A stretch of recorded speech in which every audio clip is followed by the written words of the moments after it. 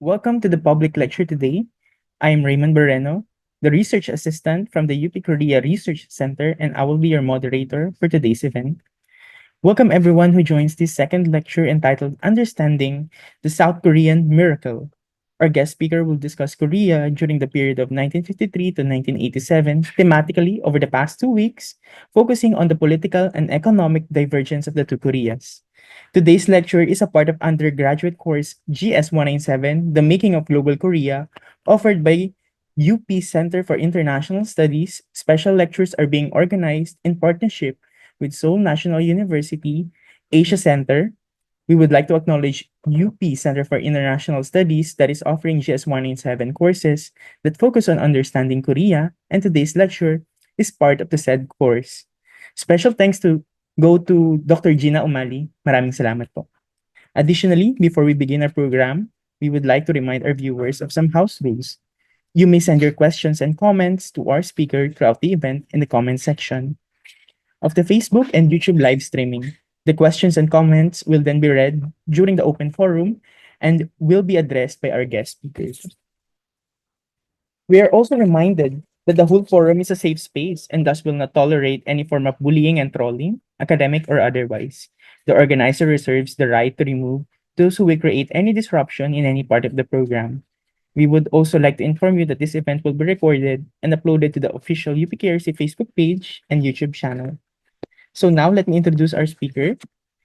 Dr. Keiran Macrae is a lecturer of modern and contemporary Korean history in the Faculty of Liberal Education, Seoul National University. He received his master's degree in Korean Studies and Ph.D. in International Studies from the Graduate School of International Studies, Seoul National University. His dissertation focuses on post-Cold War history wars in South Korea. Canadian by birth, he has called Korea his home for the better part of 2 decades now.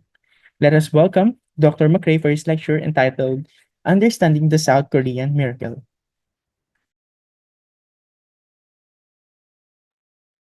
Okay, thank you, Raymond, for that kind introduction.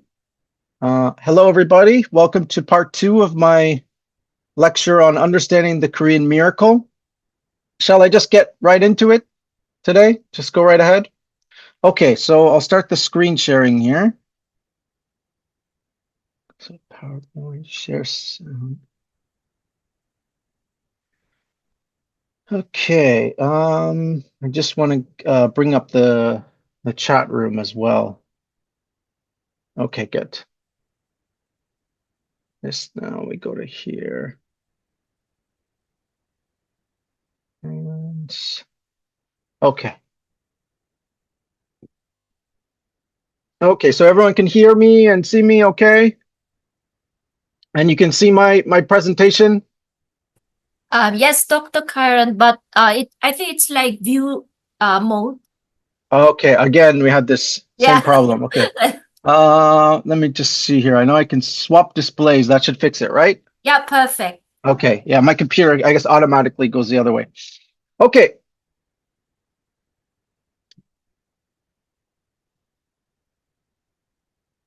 Yeah, it'll be fine if we do that.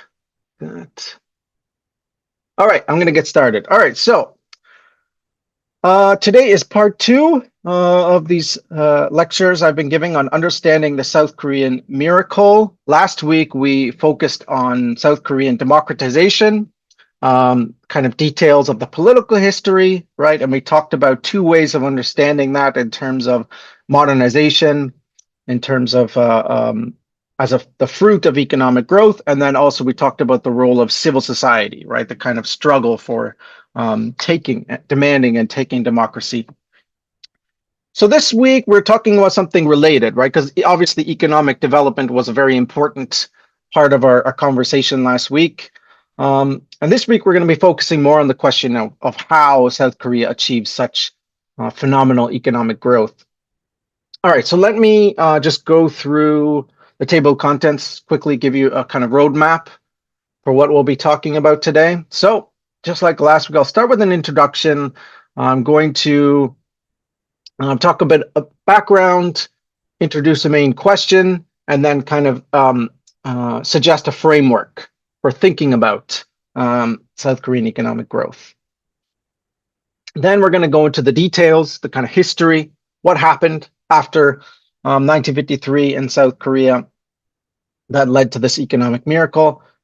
And then we're going to talk about some ways of interpreting this information, right? So how do we explain this, right? So this is where we start to answer this main question, right, of how Korea did it. Okay, so let's get into the introduction here.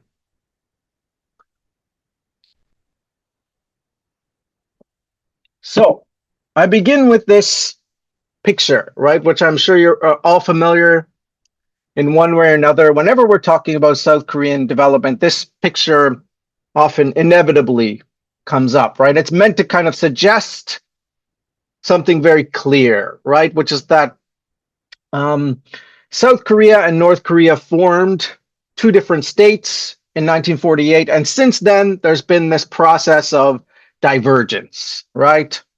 Some would go as far as to say that there's a clear suggestion here that the South kind of has a history of success and the North has a history of failure, right? So this is going to be a factor, right? And how we're kind of explaining South Korean economic development. There's always in the background this kind of comparison with North Korea, right? So, introducing the topic for today, the miracle on the Han. So not just the South Korean economic miracle, it's also often referred to as the miracle on the Han. So the Han is the Han River that flows through Seoul. A little bit of background here. There's not really any particular reason why we should call it the miracle on the Han, right? We could just call it the South Korean economic miracle. So this actually comes from the 1960s. At the time, South Korea was thinking about the kind of top level officials were thinking about how to kind of brand their kind of pursuit of economic growth, and they were very impressed by what was going on in West Germany at the time. So West Germany is another one of these kind of post-war economic miracles, right? And that at the time was referred to as the miracle on the Rhine. All right, let me just make sure I'm sending to everyone today. Miracle on the Rhine. Okay, so this is the Rhine is the river. It's a river that runs through West Germany.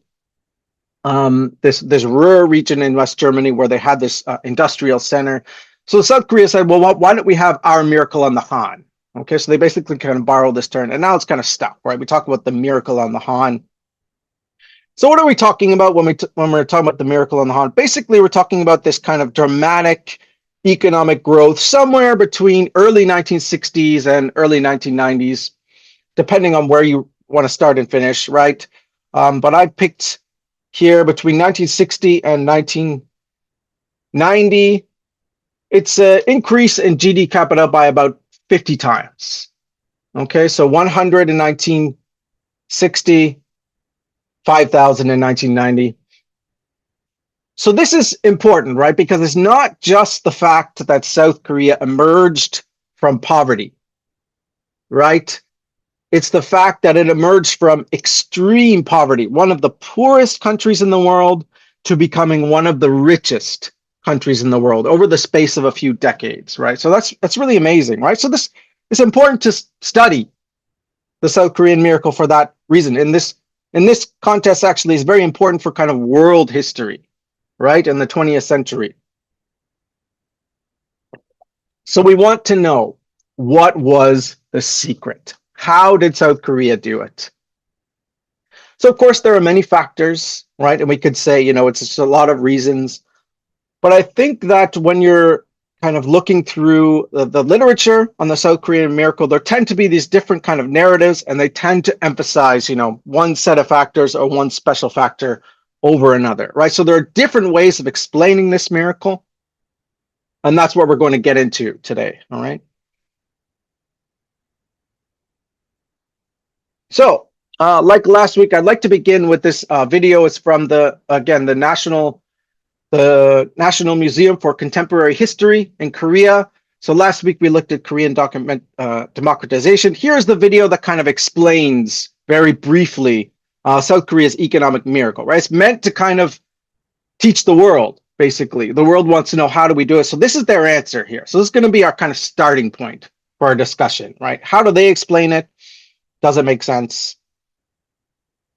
And the sound should work today.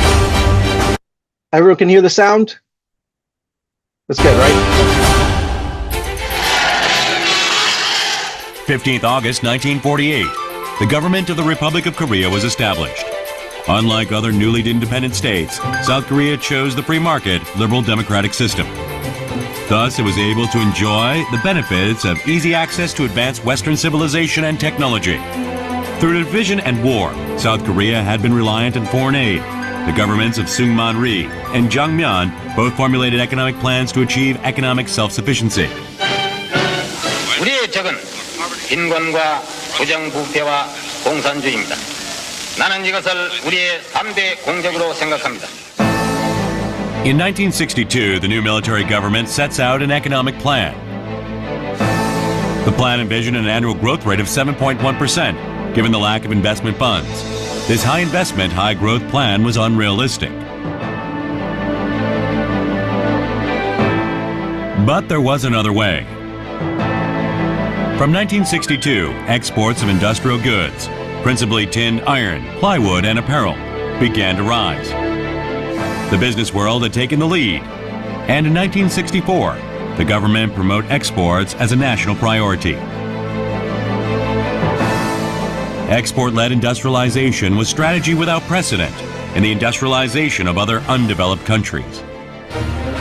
Amid rapid global economic growth, South Korea's decision to adapt an export-led growth model in the mid-1960s turned out to be the right one. Exports rose rapidly every year at a staggering rate of 40% on average.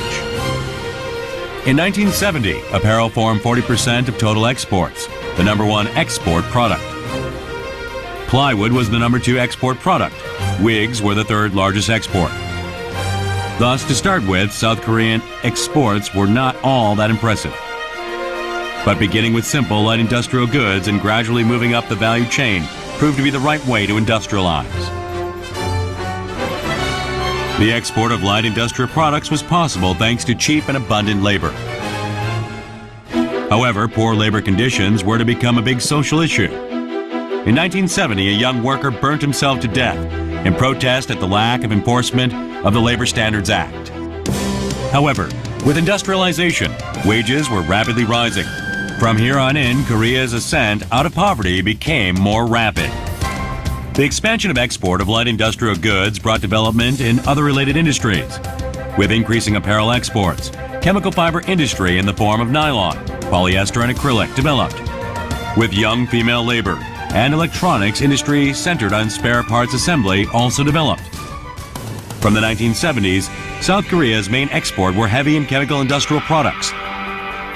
Electronics, iron and steel, and ships became major exports.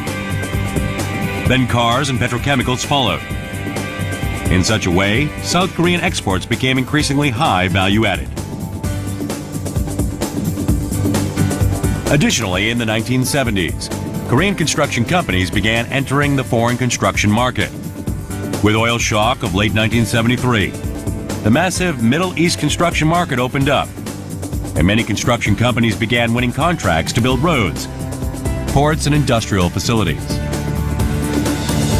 The hard work and sweat of Korean workers and businessmen in the hot, sandy winds of the Arabian Desert became a powerful motive force in the rise of the Korean economy in the 1970s. With the rise in exports, the Korean economy achieved external balance. With 3 lows, low dollar exchange rates, low interest rates, and low oil prices, In the late 1980s, Korean heavy and chemical industrial exports rose rapidly. Thus began what became known as the boom of the three lows. South Korea ended its chronic trade deficit, becoming economically self-reliant. The Republic of Korea had nothing to offer but people. In the early stages, the country developed expertise in producing simple processed goods. Later, it was able to make goods that required more skilled labor and sophisticated technology. A virtuous circle of rising exports, investment, and consumption resulted in the fastest economic growth rates in the world at the time. The export-led industrialization strategy resulted in South Korea becoming part of the global economic system. Korean business, by continuing to improve the quality of their operations, can continue to modernize the Korean economy.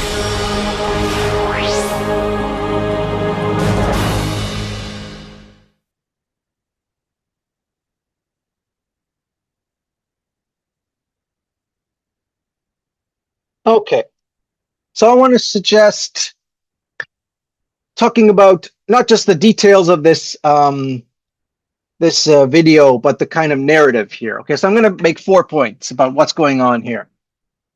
So the first point, unlike other newly independent states, South Korea chose the free market, liberal democratic system. Thus, it was able to enjoy the benefits of easy access to Western civilization and technology. So here's kind of the foundation here, right? The fact that South Korea chose the free market. Okay, so you'll notice here this, unlike other newly independent states, I think this is basically kind of code for North Korea.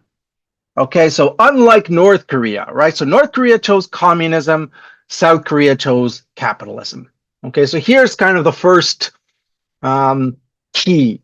First, you have to choose market economy if you want to grow your economy, right? The Republic of Korea had nothing to offer but people. Okay, so this is often pointed out about the South Korean economic miracle. South Korea kind of had no natural resources, right? It was very poor. This is kind of pointed out as a disadvantage. I think very easily it can be pointed out also as a kind of advantage, right? Because you see that on the other hand, there's something called the resource curse, right? Which is when a country best blessed with natural resources kind of falls into corruption, right? They just kind of collude with foreign companies or just sell their resources without developing the economy, right? So South Korea had nothing to offer but its people. Here, what we're talking about is South Korea's comparative advantage, right? So we'll be talking about this today, but this is how South Korea kind of managed to find its place in the international market, right? It had people, and the kind of hidden subtext here is that they had very cheap labor. Okay, so this is another thing we'll be talking about today. Amid rapid global economic growth, South Korea's decision to adopt an export-led growth model in the mid-1960s turned out to be the right one. Okay, so another kind of choice, another turning point for the South Korean economy.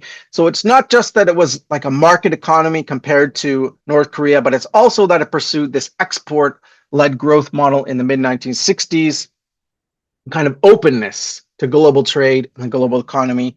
So that's something else we'll be discussing today.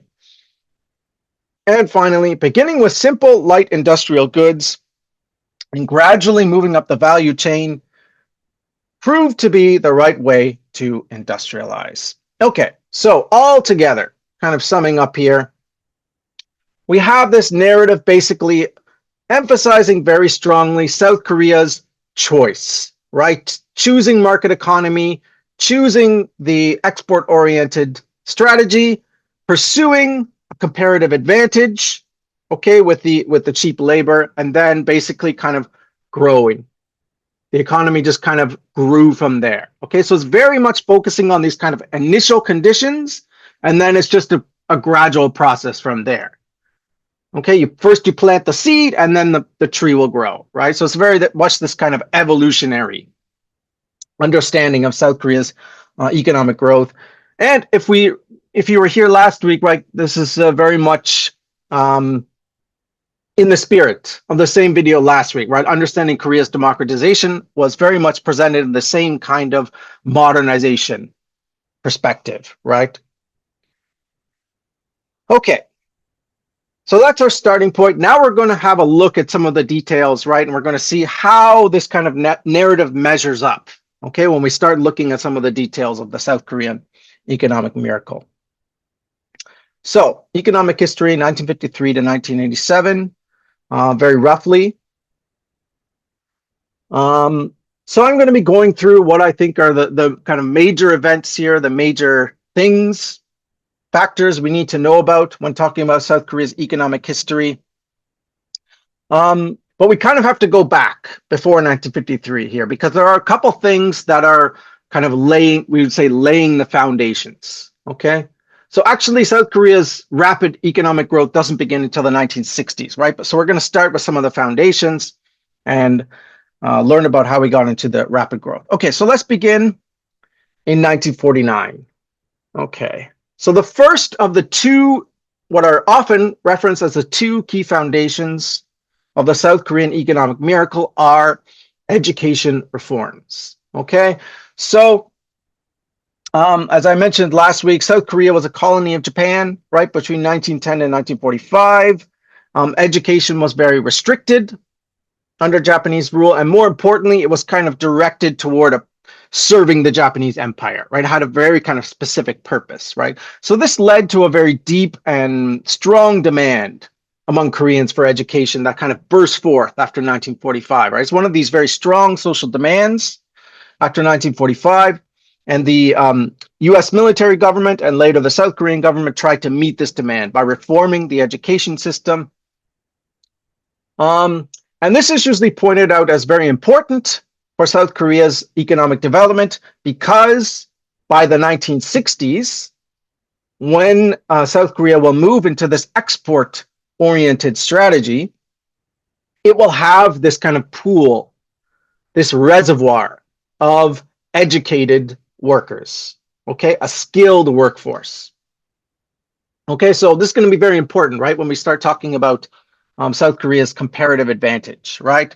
So I'll just talk a little bit about this principle of comparative advantage here. Some of you, if you have a background in economics, are probably more familiar with this than I am. I'll just kind of give you my understanding of it, which will help us kind of move forward here. Okay, so comparative advantage is basically the idea that instead of individual economies, individual societies competing with each other in the global economy, they can kind of complement each other, okay, by everybody finding their niche. Okay, so that means we can't all produce the same thing. Okay, some societies have to produce agricultural products, other countries have to produce industrial products, or whatever, nails, apples, rice. You all find a kind of specialization in the international economy that gives you an advantage, okay? And you kind of trade based on this specialization, okay? And that kind of raises all boats, okay? So it's basically the idea that we can all kind of complement each other in the global economy by kind of specializing, finding a niche, okay?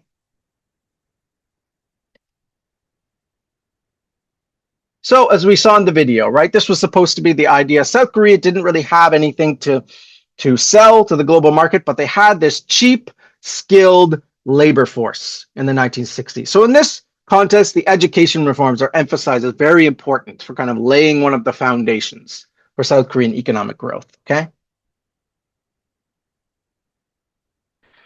Okay, next we have the land reforms. Okay, so the land reforms in 1950 are the second kind of foundational factor here. So what is a land reform? Well, basically, we think about a kind of traditional society, right, is usually the basis of the economy is agriculture. Okay, that means land is very important. And usually what you have is a kind of ruling class. The basis of their power is their kind of land ownership. Right, so they own a lot of land, they own big plots of land. So the idea of land reform is basically to redistribute the land. Okay, so kind of reset the rules of the game. And by redistributing land among the people, you give them a kind of motivation, right? To increase productivity, increase efficiency. You also give them a kind of stake in the system. Okay, so this is the idea here. Land reform, very important for building economic growth because it gives people a stake in the system, increases productivity by encouraging people, kind of to be entrepreneurial, right? You're supposed to produce more when you're kind of working for yourself rather than just working for someone who owns the land, right? But another very important reason why land reform is considered important here is because this kind of traditional landed aristocracy is typically viewed as a strong barrier to modernization, okay? Because they typically have a strong interest in preserving the old system, the old structures of power, right? This kind of agricultural-based economy, that's how they're, preserve their power, that's how they preserve their wealth, okay? So they're going to be resistant to any kind of modernizing reforms, right? So land reform is a way of kind of breaking this old social structure, creating a new basis of power. It also frees up these kind of wealthy landlords. Now they can kind of reinvest their money into industry. Okay, so they're supposed to become the new industrial class here, right? Now, for that reason, land reform is typically very difficult, right? So South Korea is supposed to be showing a kind of story of success here, right? This is how you kind of carry out land reform. But we actually see in the South Korean case too, it was very difficult to carry out land reform. So this is, again, it was one of the major social demands after 1945. People were very angry about the system. They saw the kind of landed aristocracy largely as kind of collaborators who had benefited from being in the Japanese Empire, selling their rice, on the Japanese market and that sort of thing. So they were very strongly demanding land reform, but the new South Korean government, Syngman Rhee, who was pictured here, right, was part of his power base was a strong alliance with this kind of landed class. Okay, so the South Korean government initially very kind of dragged their feet on carrying out land reform. They knew it was a strong social demand, but they were kind of hesitant to do it. So the decisive factor here was actually the Korean War. So what happened was during the early part of the war, the North Korean troops occupied most of the Korean peninsula. They drove the southern forces south to just around the city of Busan in the southeast, right? So it's the Busan perimeter. And that for just for a couple of months, they had this occupation in the south, but they began to carry out the kind of socialist land reforms they were already carrying out in the north. Okay, so this was quite a shock, quite kind of scary for the South Korean government. They were worried, that the people in the southern part of the peninsula would be kind of co-opted or persuaded, right, to kind of support the socialist regime. So once they pushed the northern troops north, they decided, okay, now it's time. We have to kind of carry out land reform. It's already kind of going on, right? So they had this kind of urgent situation. By this time as well, this kind of alliance between Lee Seung-man and this landed class is breaking down as well. Okay, so he had an interest in seeing through this land reform. So South Korea brings through this land reform, and it ends up being very successful, right? They create these new kind of entrepreneurial farmers. They create a new industrial class, okay? So the point here basically is that land reform is important for modernization. It's difficult, and even the South Korean case kind of shows, right? It's very difficult. Okay, so now we're getting into the kind of process of South Korean economic growth. So South Korea emerges from the Korean War devastated, right? It's one of the poorest places in the world. But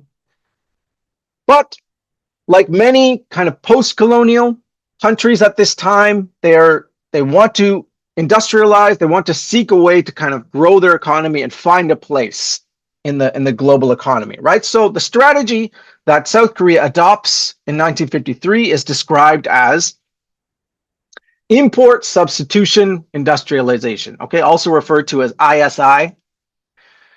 So this was actually the kind of standard strategy for developing countries, for post-colonial developing countries around this time, right? So just to describe it a little bit, basically it means that your strategy is to import as little as possible from foreign economies and to produce as much as what you need yourself. Okay, so it's basically like creating a kind of self-reliant economy that is dependent as little as possible on outside factors, on outside forces. Okay, so this makes sense from a post-colonial perspective, right?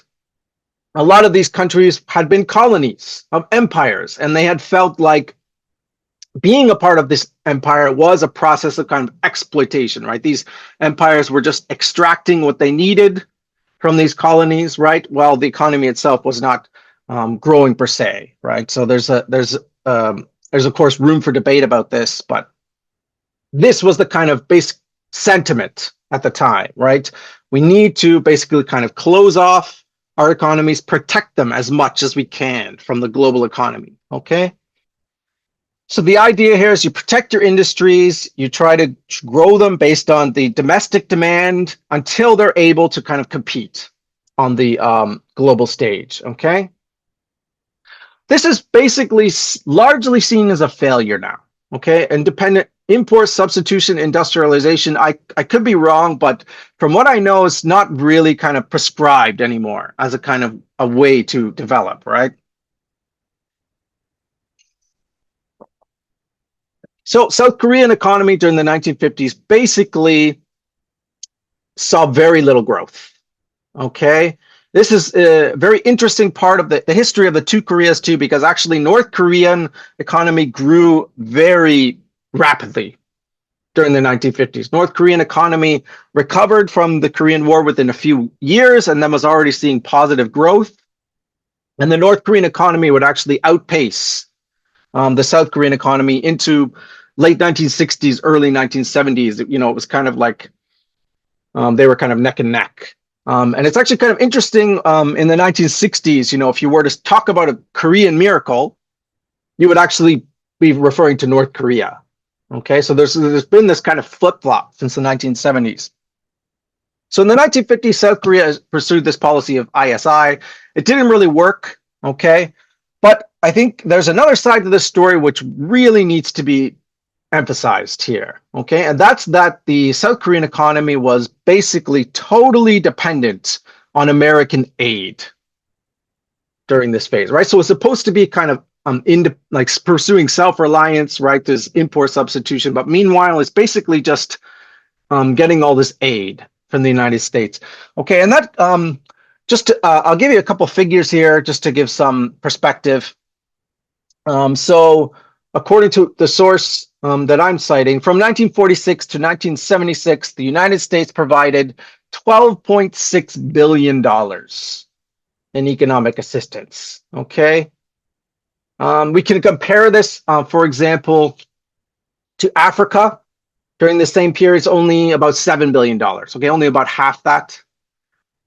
Or for Latin America, it's about $15 billion, so slightly more for a whole continent, right? South Korea was taking a lot of money from the United States, okay, especially in the 1950s, part of this reconstruction. The United States were trying to save face, right? They had left the Korean War with a kind of stalemate, with the same kind of status quo before the war. So they didn't want South Korea to collapse. On the one hand, they had already thought of themselves as kind of losing China in 1949, right? So it's very important to them.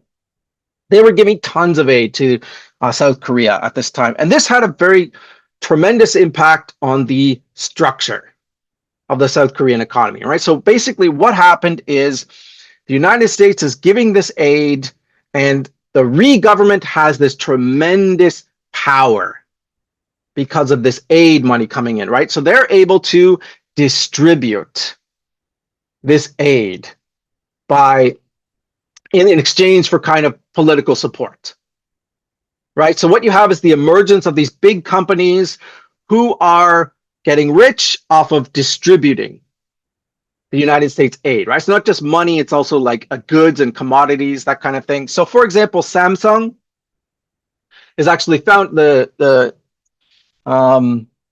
Byung-chul actually founds this company in the colonial period, but during the 1950s experiences tremendous growth, okay? So especially they're distributing like flour, sugar, these kind of goods. They're refining them, distributing them.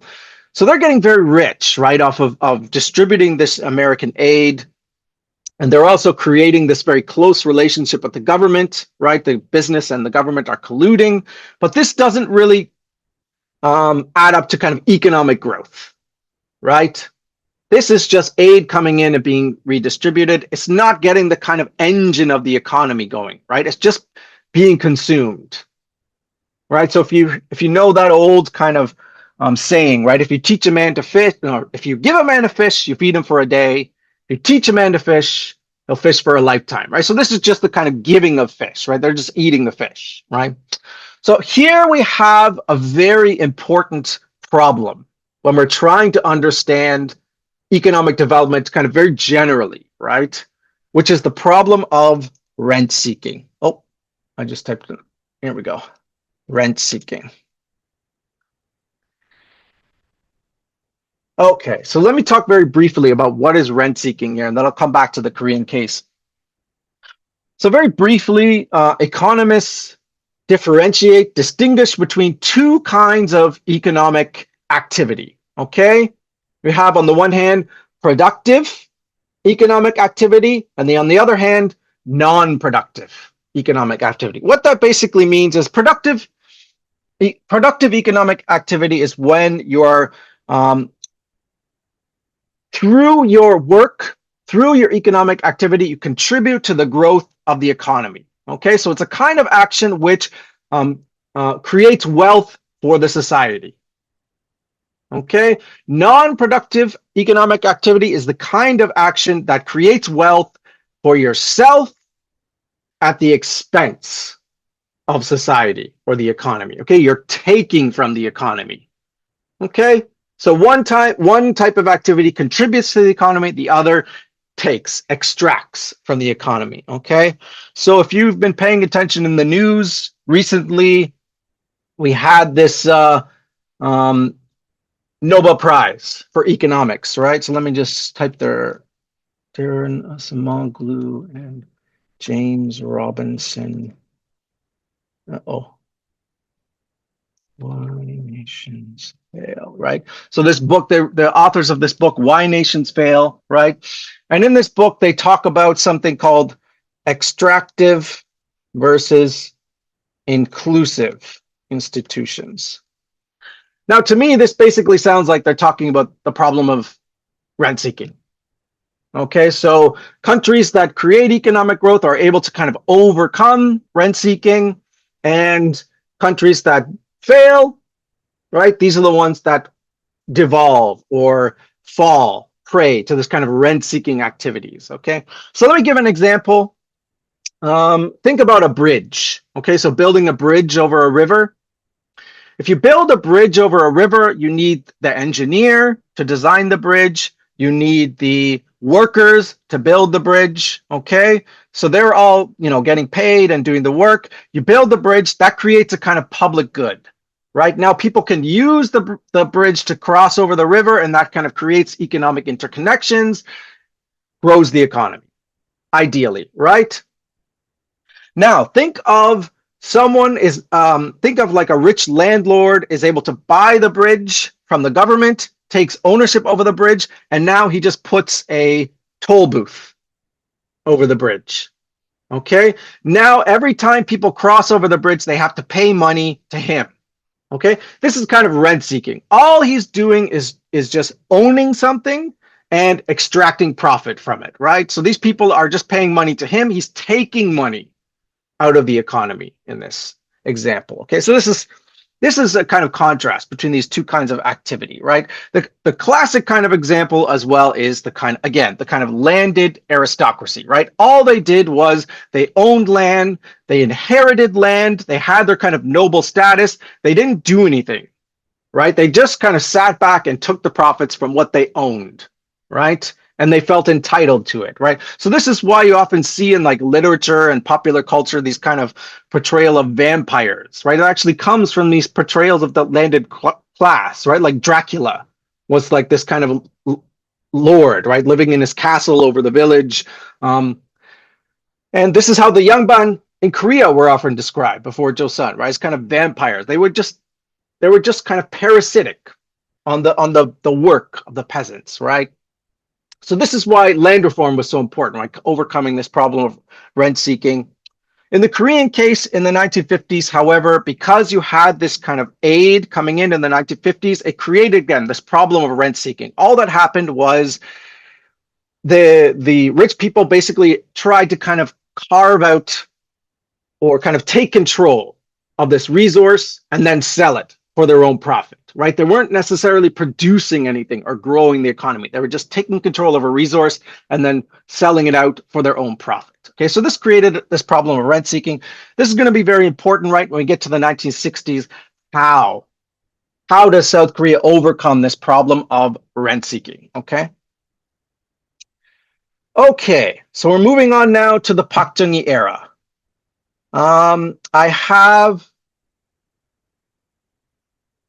Unfortunately, I have put the years in the wrong order here. I just noticed this now. Hopefully, it won't be too confusing for everyone, right? So we got 1964 over here, 1965, 1973. So I'll go backwards here. So 1964, very important year for South Korean economic growth. Depending on the account, right, you'll have different kind of points where we kind of start the kind of economic takeoff, the beginning of the miracle. But most accounts pay a lot of attention to this shift in economic policy. Economic policy in 1964, this shift to export-oriented industrialization. Okay, so very briefly, what is export-oriented industrialization? Well, we can think of it as basically the opposite of ISI. In ISI, we try to avoid trade as much as possible and produce for our own domestic economy, kind of grow it, and then we turn towards international competition, right?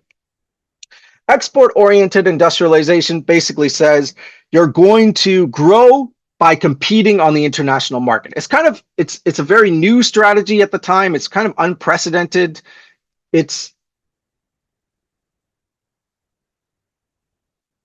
Okay, I don't know this drama Uncle Samchik, but that sounds very interesting. Maybe I'll check that out. So this is the shift to export-oriented industrialization in 1964 creates the kind of way for South Korea to overcome this problem of rent seeking, right? So what it means is you are competing on the international economy. You're trying to find your comparative advantage on the international economy, right? So you're not just focusing on your economy, you're focusing on the international economy. What can I do to kind of compete with like these big industrial powers like the United States and West Germany and so on and so forth, right? What do we have that could possibly compete with them, right? But it turns out that it works really well, okay? We can talk a little bit about this later, but it turns out to work quite well. What they do, South Korea does, is they produce light consumer goods, okay? So kind of industrial products that are kind of like textiles or wigs, right? So we saw in the video, right? These kind of low value added, cheap products, right? They turn out to be quite competitive when produced in Korea, right? Because South Korea has this very cheap labor. Okay, so that they get this competitive edge by producing these light consumer products. And so this is often pointed to as, okay, now we have the start of the Korean economic miracle, right? But of course, we still have this problem of rent seeking. So very importantly here, in the military junta period after the Park Chung-hee coup, a kind of key reform. The new Park Chung-hee government seizes control of finance, okay, the banks. So what happened in the 1950s, Lee Seung-man, he had been kind of auctioning off these banks in a way in exchange for public support, for political support, right? He was auctioned off these banks. The banks became private. The coup, by kind of seizing control of power, they were able to seize control of these banks. So what they did was, now the big companies, if they wanted to kind of finance their economic activities, they had to go through the state. Okay, so the state created kind of leverage over big business. Okay, and what they did is they made economic plans, and they said, if you want to get loans, you have to go along with the plan. Okay, so they, like the 1950s, the 1960s, there was a very close relationship between big business and the government, but they were able to overcome this problem of rent seeking. They started basically doing productive economic activity, right? So they had to kind of go along with these plans, build these factories, you know, meet these kind of export quotas, that kind of thing, instead of just distributing aid. Now, very important question here is, what led to this transition, right? So this is very important when we're trying to understand the South Korean miracle. So in the video we watched, it's very much just kind of brushed over. South Korea chose export-oriented industrialization. Well, I think ultimately that is true. I mean, South Korea, if they really wanted to, they could have just said no, right? There's no way to kind of force them to choose export-oriented industrialization. But I think it's a little bit, on the other hand, kind of disingenuous to say they chose export-oriented industrialization, because there's a big kind of historical context here. So the first point is that the US aid policy began to change in 1948. This is very important, okay? So this was under President Eisenhower. He was a kind of fiscal conservative. He was very upset, kind of angry even about the amount of money the United States was pouring into South Korea. He didn't really like Syngman Rhee. He felt it was, you know, they were wasting money. So in sorry, not 1948, 1958. In 1958, the Americans changed their aid policy. They're going to turn away from focusing on support for the military, okay, propping up the military in South Korea, to conditional aid that is focused on kind of growing the economy. Okay, so this fundamentally changes the relationship between Syngman Rhee and his business supporters, right? Because the kind of tap that they're all using to kind of enrich themselves is starting to be turned off. Okay, so Syngman Rhee is losing the basis of support. The businesses themselves are losing the source of their wealth. So this creates a kind of conditions in which business is actually searching for a new solution, right? A new way forward for their businesses, right? The aid is turning off. We have to change the way we're doing business, right? So when Park Chung-hee comes to office, however, in 1961, when he seizes power through his coup d'etat, export-oriented industrialization, this kind of light, consumer-oriented industrialization, is very far from his mind, okay? So initially, his plans are to kind of continue with import substitution industrialization. In fact, it's very attractive to him, right? This idea of a self-reliant economy. He doesn't want to be kind of dependent on foreign powers, okay? He's a military guy, right? As well, he wants to focus on heavy industrialization, okay? So kind of building these kind of oil refineries, steel refineries, weapons industry, these kinds of industries that are going to make the military strong, make the country strong vis-a-vis North Korea, right? So he's very much oriented toward ISI and heavy industry, okay? So American policy is changing. the business interests are kind of changing how they want to pursue their business. But Park Chung-hee is actually at first kind of still oriented towards this old kind of thinking, right? ISI and heavy industry. Okay, so initially during the coup, Park Chung-hee tries to basically go against the American advice. Okay, he wants to basically do this alone. Okay, so this leads to a number of ways in which he tries to bring in capital to finance his economic plan. Okay, so that was mentioned in the video, right? This first economic plan was kind of unrealistic. This was the more kind of ISI oriented economic plan. So this leads to attempts to kind of initially kind of normalize relations with Japan. That doesn't go well. That doesn't happen until 1965. He also goes to West Germany, asks them to kind of help him out. They say no. We're having our own problems at the time. This then leads to what are known as kind of four scandals. So basically, all these kind of ways that Park Chung-hee tries to bring in capital. They import cars from Japan. They kind of change the label on it, change it to a Korean name, kind of try to resell it as a Korean car with at a higher prices, known as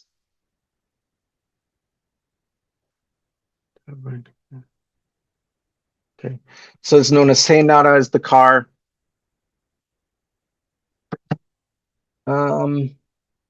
So we have also like pachinko. So kind of they try opening kind of like a casino. They try stock market manipulation. They try this kind of scandal where they siphon off money from construction project. They try currency reform. So the point here basically is that Park Chung-hee was very resistant to following this kind of new direction that the United States was going in. Okay, he was very resistant to being dependent on the United States. Okay, but all of his efforts to kind of finance his own vision failed. Okay, so in 1964, he kind of has little choice but to go along with the American plan. Okay, which is this new kind of export-oriented industrialization, which fits with their new kind of approach to U.S. aid. Okay, so the U.S. role here is very strong, very important. Okay. Right. Now, once we have turned towards export-oriented industrialization, here's where South Korea encounters some very good opportunities. Okay, so these are the conditions that allow South Korea to kind of bring in foreign capital, especially the kind of initial capital that they need for the kind of takeoff of their economy. Okay, so 1965 is a very important year. We mentioned last week, right, that South Korea managed to normalize relations with Japan in 1965. Right, so this is very important because it brings in this kind of initial capital flow. Okay, so it's about $800 million comes in from Japan through this normalization of relations with Japan. But much, much more important, I think, than just this kind of initial inflow of capital, which is also very important, is that Japan becomes a very important long-term partner in South Korea's industrialization from here on forward. Okay, so Japan becomes an important market for South Korean goods. It's an important creditor for South Korean companies. Japan shares technical know-how, technology transfers with South Korea, sometimes not even voluntarily. There's stories, of South Koreans kind of going to Japan and taking apart these Japanese appliances and kind of reverse engineering them.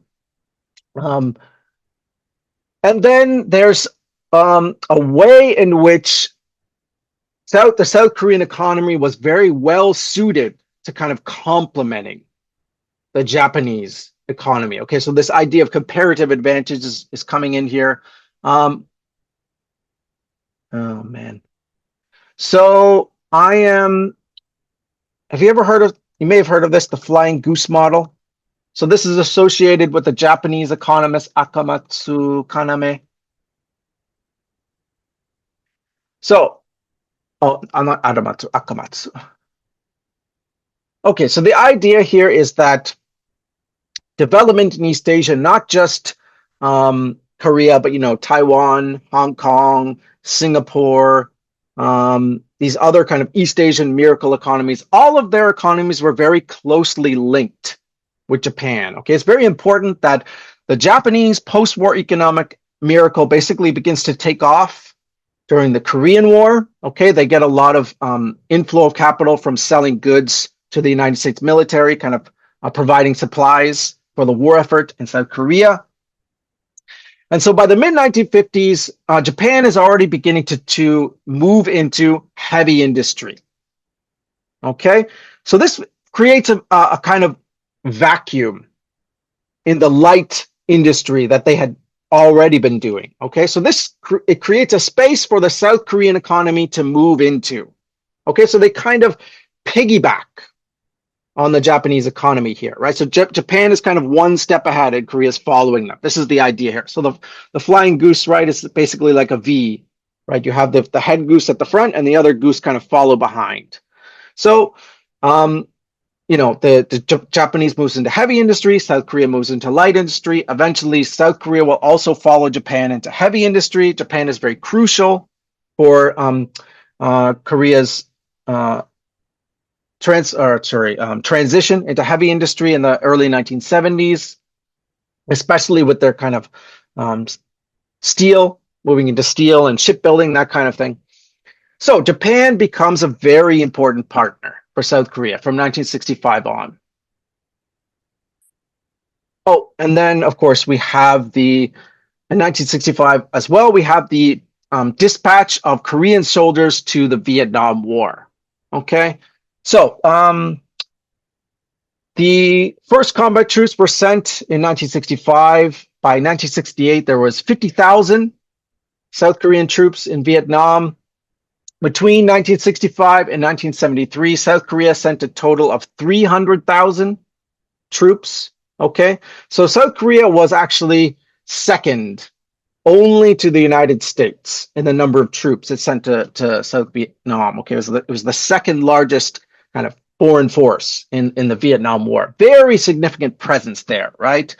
And this had tremendous economic benefits for South Korea. Okay, so through their sending of troops to Vietnam, they were able to get economic grants and all kinds of like contracts from the United States. Okay, so for the United States, it was very important that South Korea was the partner because they had a lot of trouble in terms of international legitimacy for the Vietnam War. The international community didn't support the war. Okay, so if you look compared with the Korean War, for example, there were dozens of countries participated in the UN effort in Korea to kind of what they called North Korean aggression, right? But in Vietnam, the United States kind of went it alone with a handful of allies, right? So it was very important, their support they received from South Korea. So the South Korea gets billions of dollars in support. The South Korean soldiers are paid in US dollars. The Korean construction companies get very important contracts in Vietnam. You also have, engineers and technicians kind of getting valuable experience in Vietnam. South Vietnam is also an important export market for South Korea during this time. So you get these tremendous kind of economic benefits through the Vietnam War. And again, this is kind of capital flow, right, which creates the conditions for the economic takeoff. But it also, just like with Japan, imports to the very important relationship with the United States, right, in South Korean economic growth. So we've already mentioned the aid. Now we have the Vietnam War. But there's other kind of aspects of the relationship are very important, right? We can mention, for example, that US troops were stationed in South Korea, are still stationed in South Korea today, right? So this is important for kind of guaranteeing South Korea's security, right? So think about this aspect of the South Korean miracle is that the South Korean economic miracle was mainly funded through loans, right? Through international credit. So we could think of other ways, like maybe foreign direct investment. So Singapore, for example, foreign direct investment has been very important. South Korea loans were very important. I think this points to the significance, right? That they had this kind of US support, this US backing, this kind of favored status as being kind of on the front line in the Cold War, right? Which allowed it to kind of get these cheap lines of credit, okay? The kind of debt ratio, the debt that South Korea carried during the miracle is like, I'm not sure it's something that could even be repeated today. You know, it's like, might point to these kind of conditions, right, of the economic miracle. So the relationship with Japan, the relationship with the United States, crucial, okay, to understanding the South Korean economic miracle. Okay, and then we have, in 1973, we begin to move into heavy chemical industrialization. So in our video today, we talked about, kind of mentioned, right, it's kind of moving up the value chain, right? So you start with light industry, then you move into heavy industry. So last week, I mentioned all this kind of political context, though, right? So in 1972, we have the move into Yushin, right? This kind of more intensified authoritarian period in South Korean political history.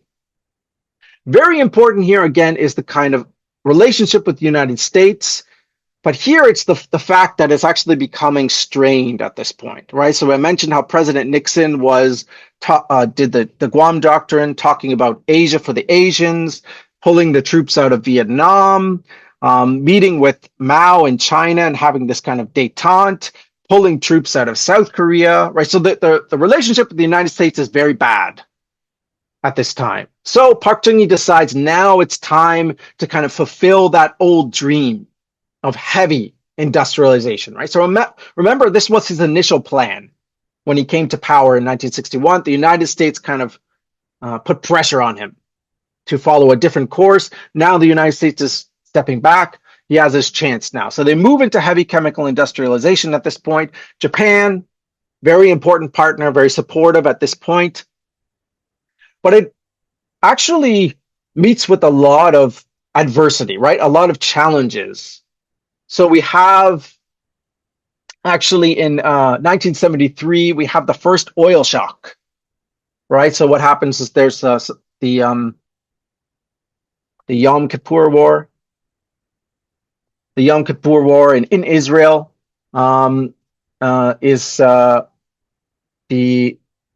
provokes the Arab oil exporters to form this OPEC, right? This and to raise the price of oil, right? So it creates this oil shock. The global economy suffers greatly from this oil shock. The demand for South Korean exports drop down.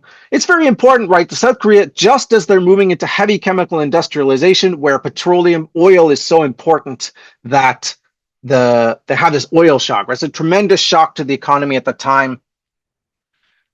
But very importantly, South Korea finds a kind of way out of this problem through Middle East construction. Okay, some might say this was kind of lucky condition. Others would say, of course, that South Korea kind of seized this opportunity, good strategic action. So because all this money is now pouring into the Middle East with the high price of oil, there's the Arab countries are looking to spend this money, right? So South Korea kind of gets in on this action. They send their companies to do these construction projects, and they're able to bring some of this oil money back into South Korea, right, to feed their transition to heavy chemical industrialization, right?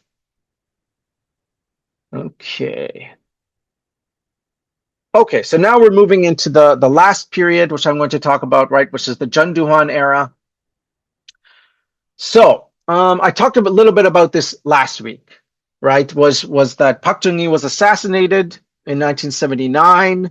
This was amid public unrest, kind of public demonstrations in Busan, Masan, but it was also amid a kind of period of economic decline, very dramatic economic decline. So what happened was the movement into heavy industrialization created a lot of problems for the South Korean economy, right? So there was problems with corruption, there was problems with overinvestment, there were problems with kind of inefficiency, right? Too many companies kind of trying to do the same thing.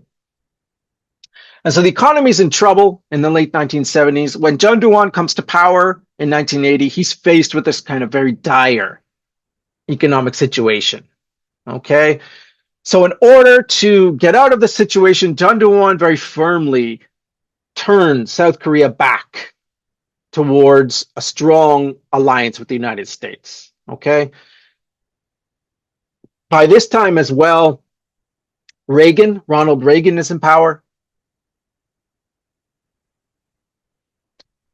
Ronald Reagan is in power, and he has a very different approach to foreign policy in East Asia. He's very strongly supportive of the alliance with the South Koreans. Okay, and encourages a stronger alliance with South Korea.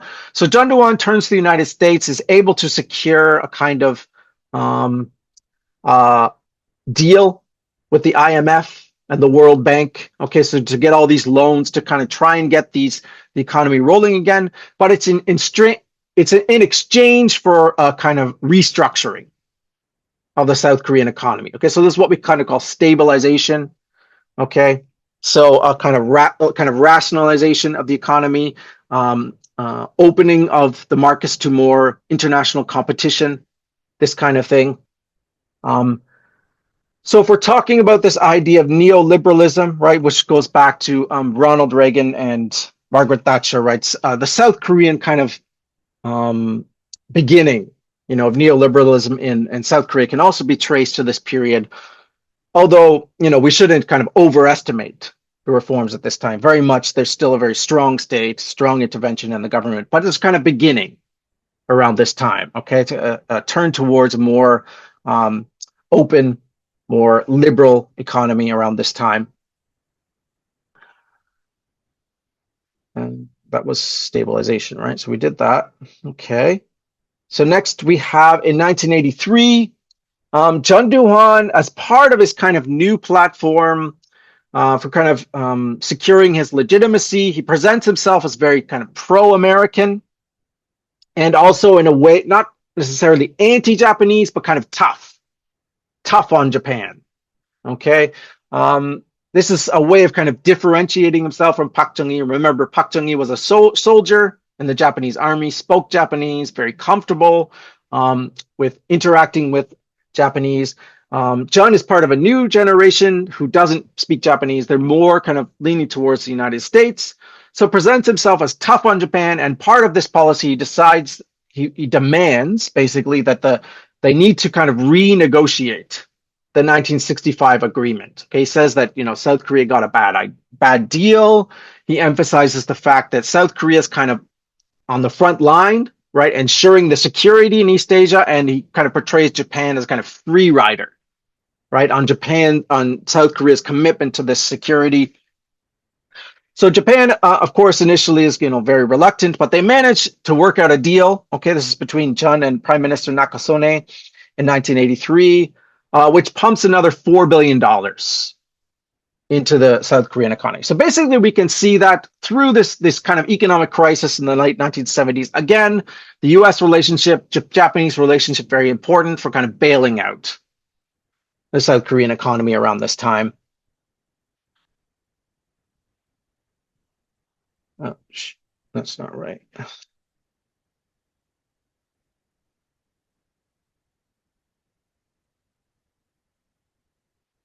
Yeah, okay. So, however, after this period of a kind of crisis in the early 1980s, South Korea recovers, actually undergoes a period of unprecedented growth, just absolutely phenomenal growth, especially between 1986 and 1989.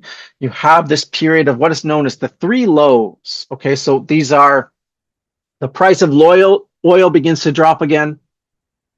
Okay, and that's very important for South Korea because they're an oil importing country, right? They don't have any oil to produce themselves.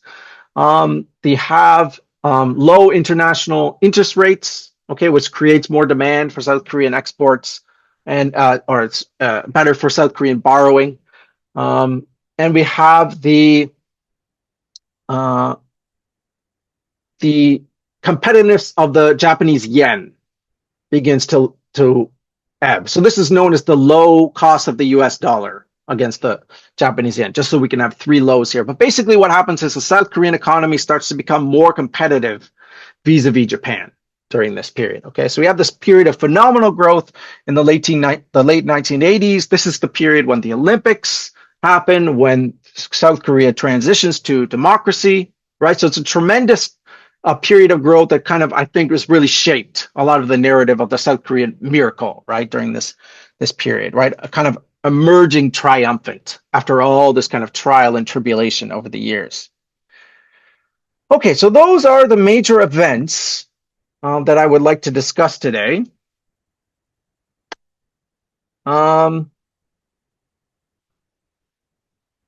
Within the events that I've been talking about here, though, I just kind of like to re-highlight a little bit, okay, the fact of these kind of recurring crises in South Korean economic growth, right?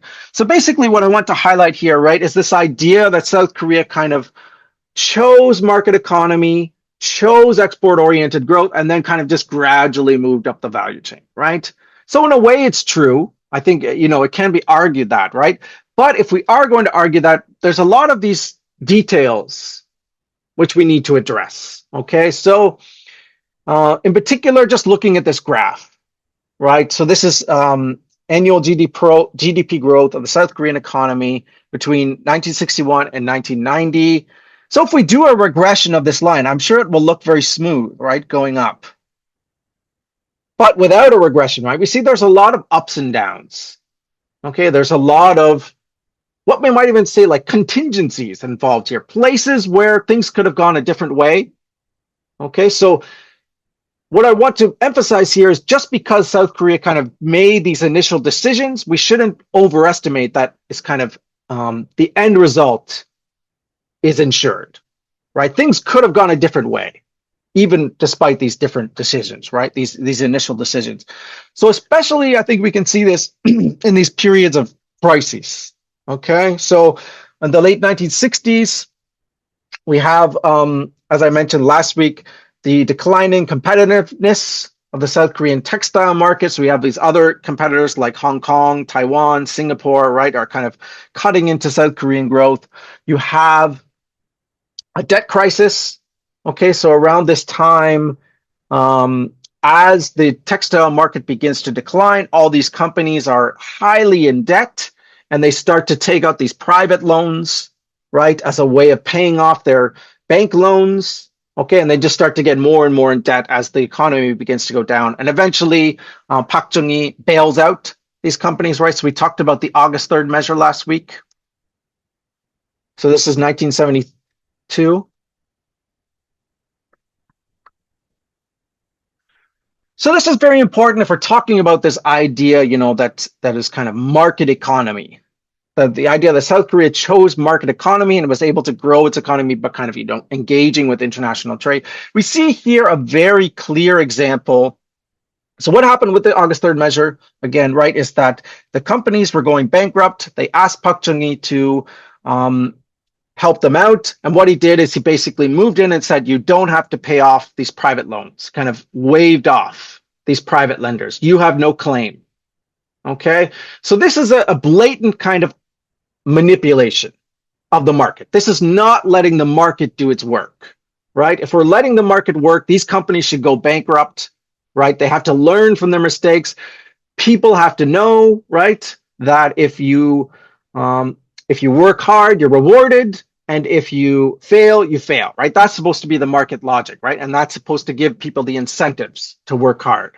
But in this situation, we see that it was basically just big companies who already had this very close relationship with Park Chung-hee. They had a very important politically for Park Chung-hee, right? And kind of propping up his regime, right? Because got expensive campaigns, that sort of thing.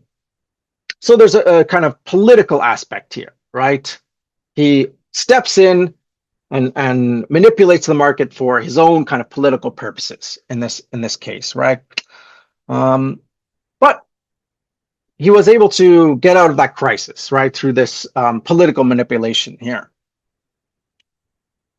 However, as I mentioned, by the late 1970s, the South Korean economy begins to decline again, right? So we can see here it's absolutely, basically crashed in the late 1970s, right? This is kind of a detail that gets left out if we're just thinking about a miracle, a kind of gradual development, right? And I mentioned this last week, like who knows if Park Chung-hee hadn't been assassinated in 1979, what would have happened, right? So him getting assassinated, Chun Doo-hwan coming to power, brought in a very different direction for the Korean economy, right? But he might be evaluated very differently today, right? If he had kind of held on to power and the economy had crashed around this time. It suggests to me, right, there are points here where things could have gone a different way, right?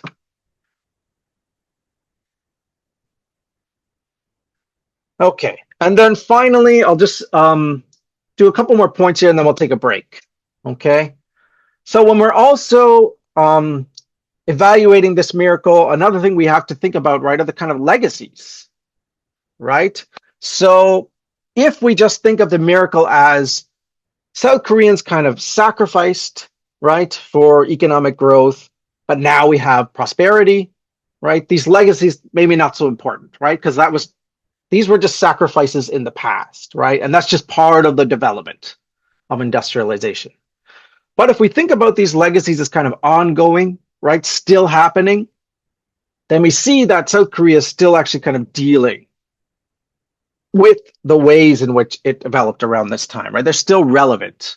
Okay, so one legacy I mentioned here is very strong militaristic approach to economic development, right? So here I have this picture is from a biography of Park Chung-hee published in the early 1970s. Here you see the caption up here in the top right says 싸우며 건설하자, right? So let's build as we fight.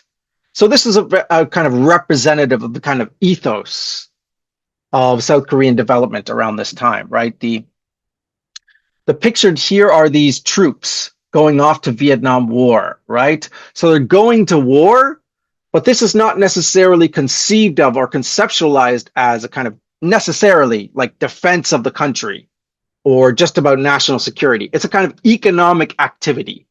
Okay, these soldiers are kind of workers, but their work just happens to be on a battlefield, right?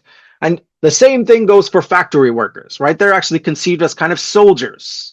When they're making their products in the factory, they're actually kind of fighting a war, right? And that's just their part. Okay, so there was this kind of conflation between working and kind of being a soldier during this period, right? Very intense kind of ideological atmosphere, right? So this has important ramifications, right, for South Korean society in the long run.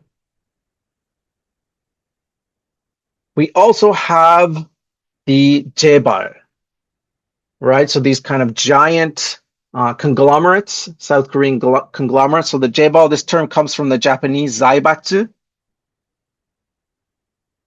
So the zaibatsu were these pre-war Japanese big kind of family-owned, family-run companies. So this is an interesting aspect about the South Korean economic miracle, right? So for example, if you compare it with Taiwan, okay, Taiwan has a lot of parallels with the South Korean economic miracle, with the South Korean kind of story, right? We can talk about maybe division with China, kind of civil war between communists and between left and right, right? You have very similar story of development around the 1960s. Taiwan also adopts this export-oriented industrialization strategy, again, in accordance with the new kind of outlook in US foreign policy.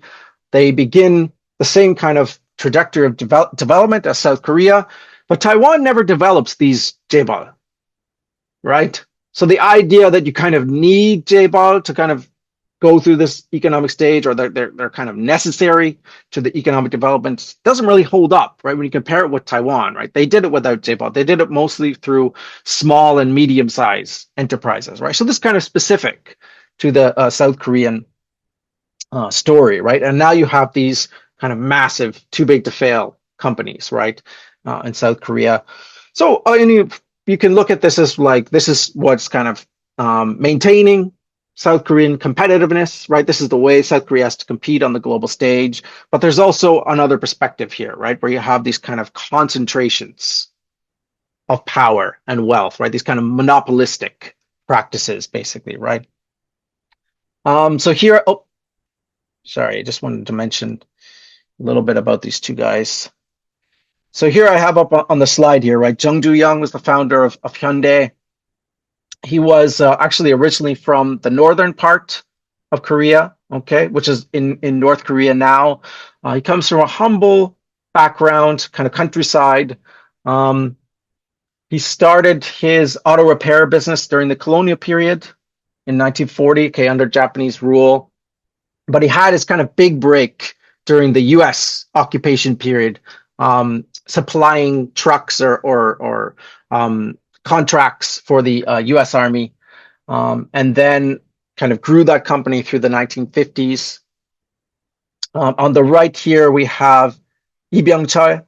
Okay, Lee Byung-chul comes from this kind of, so Lee Byung-chul is an interesting story, right? Because he's one of these guys who comes from the kind of aristocratic background, right? These kind of landed nobility who transferred their wealth into industry during the Japanese colonial period and then kind of grew their companies from there. He became extremely, so he founded his company like Jung Joo-young in the colonial period, but again, got his big break during the 1950s. Okay, so one of these companies that got rich off distributing these American aid, especially products like sugar, flour, that kind of thing. So actually by the 1960s, he was the wealthiest businessman in South Korea, and he would have a big part in under the Park Chung-hee regime, right? Kind of close partnership with Park Chung-hee, discussing strategy, you know, getting the other business people to kind of fall in line with the development plans. He was played a key role in the Park Chung-hee era as well. And obviously, you know, Samsung today is now #1 company in South Korea, right? Okay, so finally we come to 1997, 1998, talking about the legacies. Again, we have this kind of massive financial crisis again in 1997, right? So a lot of accounts of the miracle, it's said to kind of come to an end here, right? With this kind of massive crisis in 1997. There's a lot of debate though about who or what caused this crisis. So there is the perspective, you know, that this was a legacy of this kind of developmental state, this kind of corruption. And then there's the other perspective is that, well, no, it was actually the kind of politicians in the 1990s who failed to kind of transition to a new era, failed to kind of properly adjust to kind of new circumstances. But this was an international crisis, right? It began in Thailand. There was kind of real estate bubble crashed in Thailand, and the Korean lenders were caught off guard by this crisis. Some capital flight that began in Thailand and kind of began to spread to other countries like Malaysia, Indonesia, South Korea. So foreign capital began to leave the country, and this led to a massive crisis in South Korea. And since this time, we've had a very different kind of economic structure, right? It's kind of different kind of turning point, much more flexible labor, right? Era of lower growth, right? Maybe even we might say kind of lowered expectations about social mobility, that kind of thing. So this, again, in the end, kind of suggests evaluating the miracle, not just by what happened between 1960s and 1980s, but as a kind of ongoing process, right? These legacies are still ongoing, and South Korea is still kind of dealing with the kind of, we might call the side effects or just, you know, the effects of how they achieve this miracle. And so that's going to be our question in the next session, in the next section, right? Trying to explain, bringing all these kind of factors together and trying to explain how South Korea accomplished the miracle. So how about we have a break here? I think it's a good place to stop. Okay, so thank you very much, Dr. Macrae. So thank you for a very detailed lecture.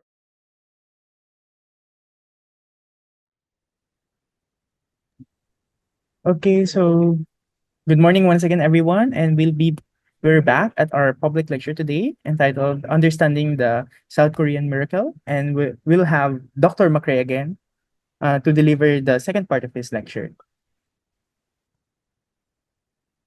Okay, thank you, Raymond. So the last section, understanding the miracle.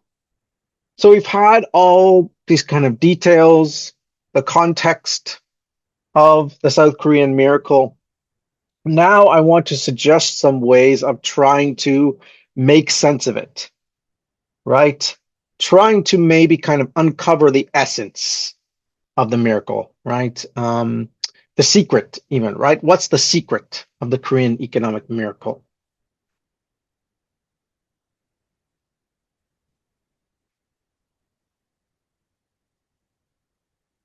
Now, I want to begin with sort of situating this story, right, of the South Korean economic miracle in the larger context, right? As I already mentioned, it's an important part of world history, right? Not just South Korean history. So South Korea's story of economic growth is part of this larger story of global economic growth since around the year 1800, right? So I have here, right, world GDP represented here in 1800. By 1900, it's beginning to grow, right? And we have a shift of the locus of the global economy to Europe, right? In the 1900s, away from basically China, right? East Asia. So there are different ways of explaining this, right? Whether it's kind of, the scientific revolution or the Protestant ethic or the industrial revolution, capitalism, right? There are different ways of explaining this, right? And as we'll see, same kind of explanations apply, right, when it comes to the South Korean miracle. And then finally, in 2000, world is exponentially wealthier than it was 200 years ago here, right? So there's the question of what happened. There's also what I want to focus on here, right? I think a more important question is, if we sort of present the story in this way, right, that's a story of kind of global economic growth, we're missing a big part of the story, right? And that's the kind of unequal distribution of the wealth. So this wealth is concentrated in certain places, right? And Korea now has become one of these places where wealth is concentrated, right? So in this context, we can understand the Korean miracle in terms of this larger question, right? Why are some countries rich and others poor? So yes, we've had this kind of global economic miracle, but the wealth is unevenly distributed, right? So the question is why? So I'm going to talk about three approaches to understanding this kind of unequal distribution of wealth in the economic system. This question, why are some countries rich and others poor? And I'm going to also connect this with the Korean case, right? So I think these three perspectives here are all very prominent in understanding the South Korean economic miracle, okay? So we'll begin with what I call, oh, you know what? I should mention these names, right? So on the left here, we have Karl Marx, right? I'm sure you're all familiar with Karl Marx. His face is very recognizable. Over on the right here, another fairly recognizable face, right? That's Adam Smith on the right. And then in the middle here, probably not very recognizable. You might know his name, Friedrich List, right? So what I'm going to be talking about is not actually these guys, right? But three kind of traditions that are kind of roughly traceable to these three guys. So I'm not going to be talking about what Karl Marx says about South Korea, but basically these kind of academic traditions that are kind of in these kind of three categories, right? So I call this the Marxian approach, the developmental approach, and the neoclassical approach. Okay?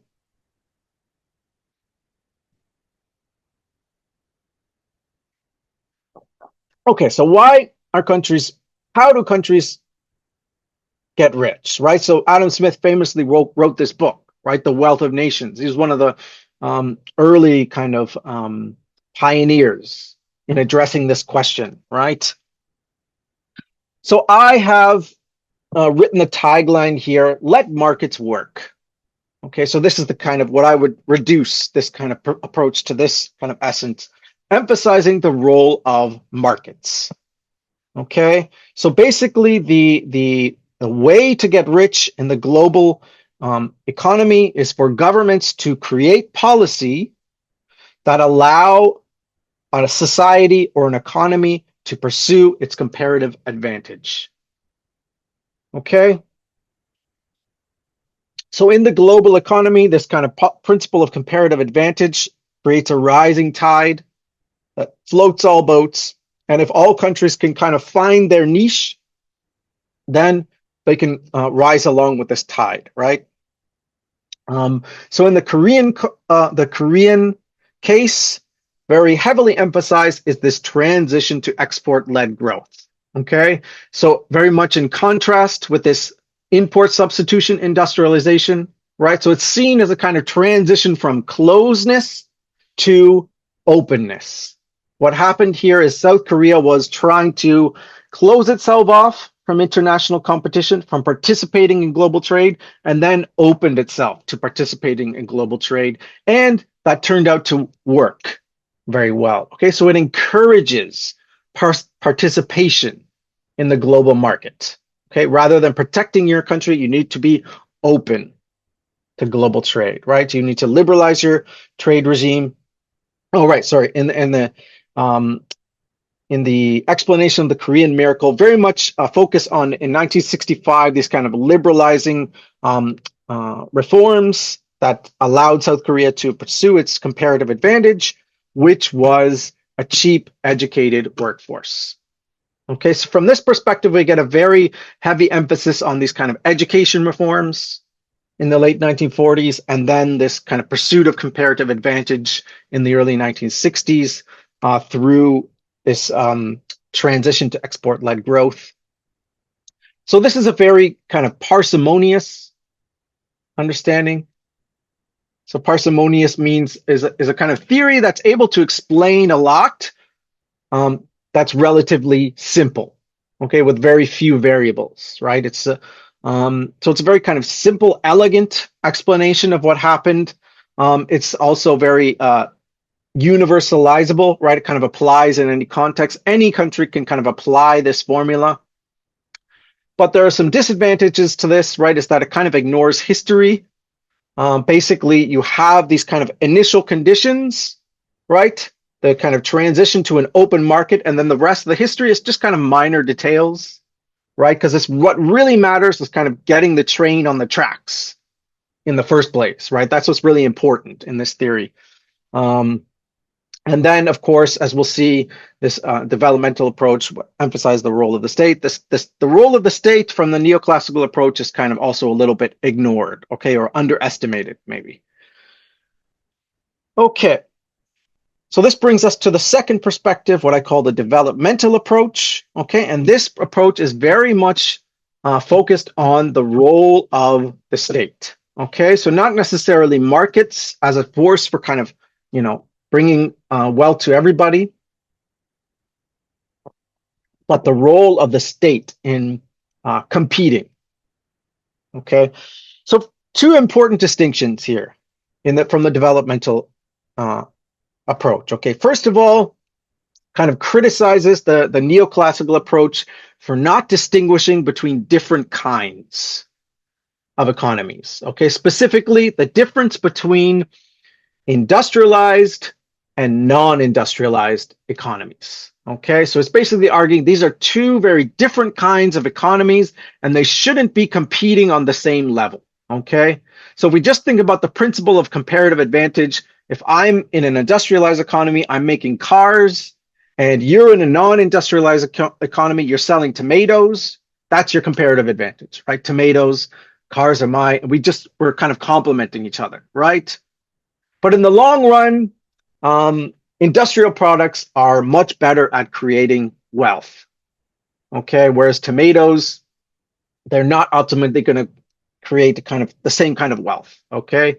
So a country ultimately needs to be industrialized in order to compete in the global economy, okay? And in order to industrialize, you need this strong state kind of directing the process, okay? So the developmental state perspective basically emphasizes this prioritization of industrialization, and you need a strong state to industrialize, okay? So it's arising out of this kind of critique of the neoclassical perspective, but emphasizing the difference between these two kinds of economies, and also emphasizing the difference between early developers and late developers, right? So these late developers are kind of in a disadvantaged situation. They need to catch up with these early developers. And for that, again, they need a very strong state, okay? So from this perspective, I have the tagline, right? The state is great. Emphasis on the strong state, a strong state in the pursuit of industrialization. And in the case of the Korean economic miracle, very much the emphasis on the fact that the government took control of the banks in the early 1960s. Okay, so this is not necessarily kind of free market, private enterprise, right? Market forces. This is the state taking control over finance, gaining leverage over business, okay, and kind of directing the development strategy, right? So state-controlled finance was a key to the South Korean economic miracle, and this allowed the state to kind of achieve hegemony over business and popular interest, right? So this is sometimes also called as like state autonomy. So it's not necessarily that it has to be strong, right? It has to be autonomous. That basically means the state has to be able to act independently of these private interests, right? Be able to act without being influenced by basically corruption, right? If the big companies are trying to pursue their own interests. Okay. And finally, we have what I call the Marxian approach. Okay, so really, the name, I think the most important name here, not necessarily Marx, but Immanuel Wallerstein is actually mentioned in at least one of the readings for sure. I'm not sure if John Lee mentions him, but Immanuel Wallerstein associated with this idea of world systems theory. Okay, so this is written in the Marxist tradition, but this is more specifically what I'm talking about here, right? This idea that, okay, so first of all, this is very different from the first two approaches. Okay, so the first two approaches are basically approving or accepting of the capitalist system, right? But they have different kind of strategies, right? They differ on how to kind of overcome the difficulties of adapting to this system, okay? This third approach is very different because it's kind of critical theory, right? Which is focusing on the problems with the system itself. Okay, so if these first two approaches are based, we could put it this way, okay? The first two approaches are more focused on this countries of how do countries get rich, right? Whereas this third approach is more focused on the problems of why are so many countries poor, right? So in this kind of world systems theory approach, basically there's a kind of conceptualization of the global economy in terms of what we call three circles, okay? At the very center, you have what's called the core. At the very outside, you have what's called the periphery, okay? And then in the middle, there's something called the semi-periphery, right? So this creates, there's kind of movement between core and periphery, depending on the kind of dynamics of the global system. But the basic structure of the system is that the core states are these kind of industrial states, industrialized states. The peripheral states are more kind of agriculturally non-industrialized states. And what you have is the core kind of selling its industrialized goods outward to the periphery, and the periphery kind of selling its raw materials, right? So it's a division of labor in the global economy, okay? And the most important fact about this is the kind of basic structure of the international system, right? So from the first two perspectives, right, we could say there's a kind of strategy for economic development. All countries can theoretically pursue these strategies, right, and create wealth for their societies. But from this third perspective, the inequality is built in to the system. The system only works because of this inequality. Okay, so that's where this kind of criticism of the system is coming in, right?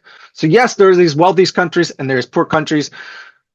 The reason why we have these rich countries is because there are these poor countries, right? There's a kind of relationship here, an exploitative relationship. Okay, so that's very different. So this is not really suggesting like strategies for how to kind of get wealthy, right? How to kind of develop your economy, right? It's more kind of critical approach of the system itself. But it's also important for understanding the South Korean miracle, right? Because in the case of South Korea, this is actually can be kind of offered as a kind of puzzle to the world system perspective, right? In fact, this actually happened in the 1970s. This world systems theory was very popular, was very enjoyed, a lot of support, academic support. But with the emergence of these East Asian miracles, right, it created this big challenge to the theory. It's like, well, if the world is supposedly based on this kind of structure of exploitation, why do we have all these countries emerging from poverty, right? It created this big challenge for world systems theory. But basically, from the world systems theory perspective, is that these countries that are emerging from poverty are kind of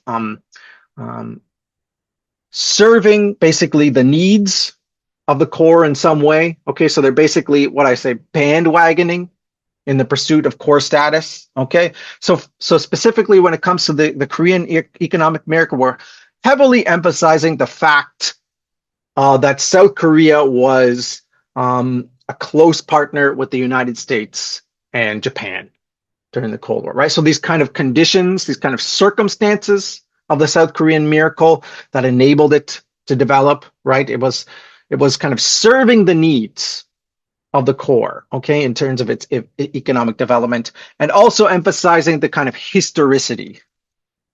Okay, so the specific historical circumstances of the Cold War, right? So it was South Korea was in this very specific situation during the Cold War. It was on the front line in this battle with North Korea. It was important for U.S. Foreign policy interests. It was important as a kind of symbol in the Cold War, right? The symbol of success for capitalism against communism. It was important as a former colony of Japan. Okay, all these kind of historical circumstances in explaining the South Korean economic miracle. Okay, so I have here a kind of a table which helps to kind of sum this up a little bit. Okay, kind of comparing them to each other across 4 categories here. Okay, so the most important category, I would say, is there's a difference between these two theories in terms of an emphasis either on structure or agency. Okay, in terms of this question of why are some countries rich and others poor, right? So from the neoclassical and developmental perspectives, the reason why countries are rich or poor has to do basically with their own agency. Okay, either they have good institutions or bad institutions. Okay, now they differ a little bit on the strategy here, but compared to this Marxian perspective on the right, they both have this very strong emphasis on agency. It's just a kind of different kind of strategy, right? So whether a country is rich or poor, it's kind of your fault. It's your responsibility. You need to have better policies or whatever, right? The kind of onus for development falls on the individual societies.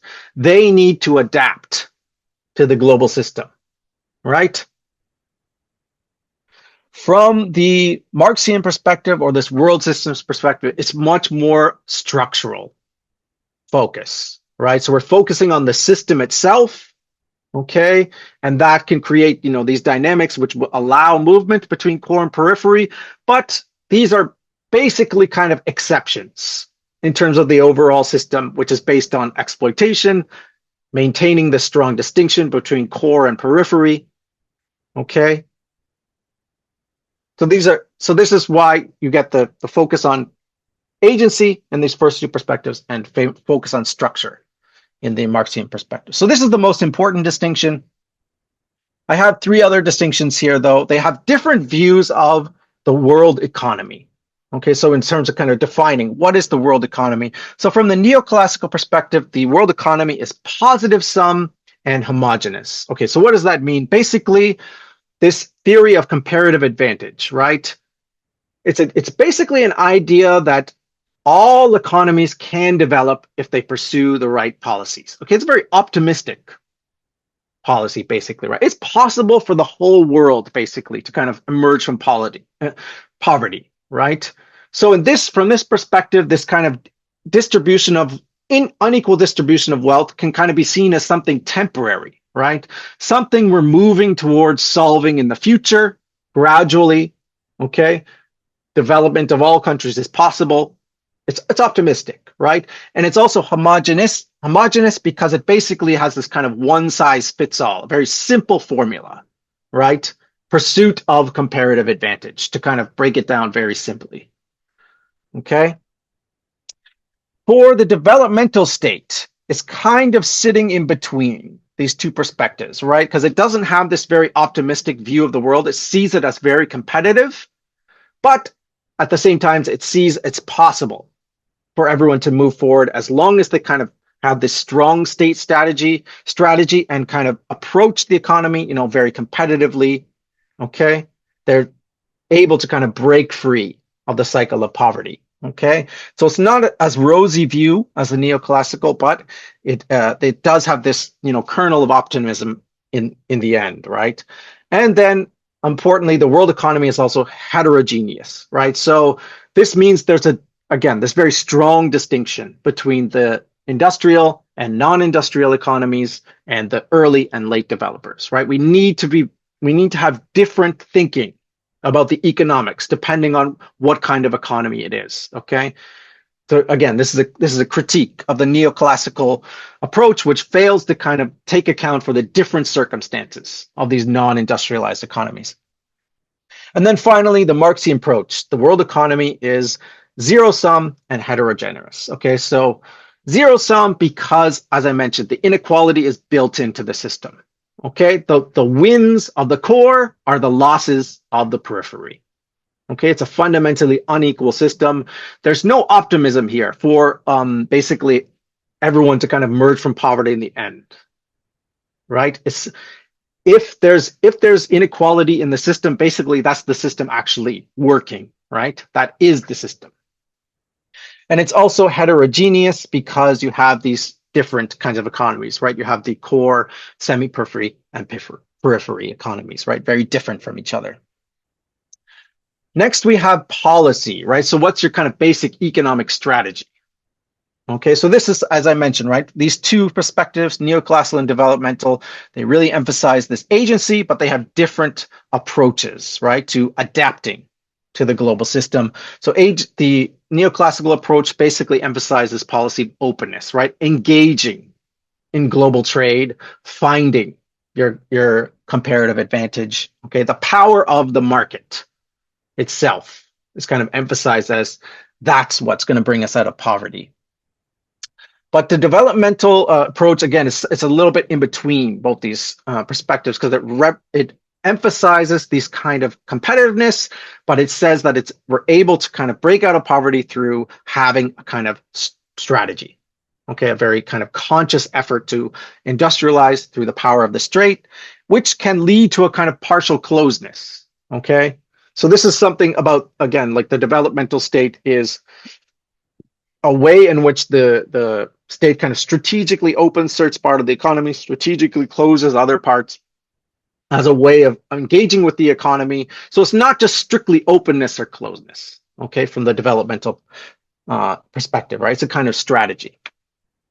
And then finally, from the Marxian approach, again, as I mentioned, the focus here is not this idea of how to adapt to the global system, right? But for the most part, this kind of goes along with this idea of kind of ISI, basically. If the global economy is something that's kind of threatening, something that's kind of exploitative, right? So for those kind of non-industrial economies at the periphery, probably the best strategy is to somehow kind of insulate yourself as much as possible. Try to be self-reliant, right? Have a closed economy, a planning economy.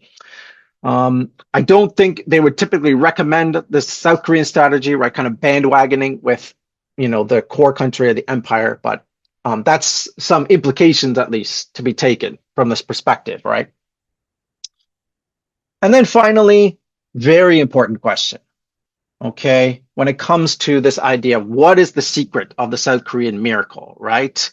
The idea is the South Korean miracle replicable, okay? So not even just what can we learn from the South Korean miracle, but this kind of, initial question, can we learn from the South Korean miracle, right? Is there a South Korean model? Okay, so again, a big difference between these first two perspectives and this third perspective, right? Because we have a kind of simple formula in the neoclassical perspective, right? This kind of openness in the pursuit of comparative advantage, that's something anybody can do, basically. It's replicable in almost any situation. Remember, this kind of homogeneous global economy, positive sum. So again, this is kind of advantage of this perspective, optimistic. It makes for a replicable model if this is how South Korea did it, right? Developmental state is a little more complicated because there are different scholars saying different things, but some scholars kind of treat this as basically a strategy that anyone can pursue, right? You just need a strong state, an industrial policy, and that's how you kind of get ahead. But for some, there's also some scholars who very much emphasize these kind of historical circumstances of the developmental state. Okay, the idea that it's only possible under certain conditions. So not all countries are kind of capable of being a developmental state from this perspective. So it's a little complicated, okay, when it comes to the developmental state about the replicability. And then when it comes to the Marxian perspective, in general, I would say basically no. There's no secret here to be replicated, okay, because basically South Korea is kind of exception, right? It's a exception to the rule. This system is generally exploitative. There were certain circumstances, right, during the Cold War that were conducive to South Korea moving from the periphery to the core. But in general, there's not really any kind of secret to be drawn from this or any kind of model, South Korean model, right? So it's very much rooted in these specific historical circumstances.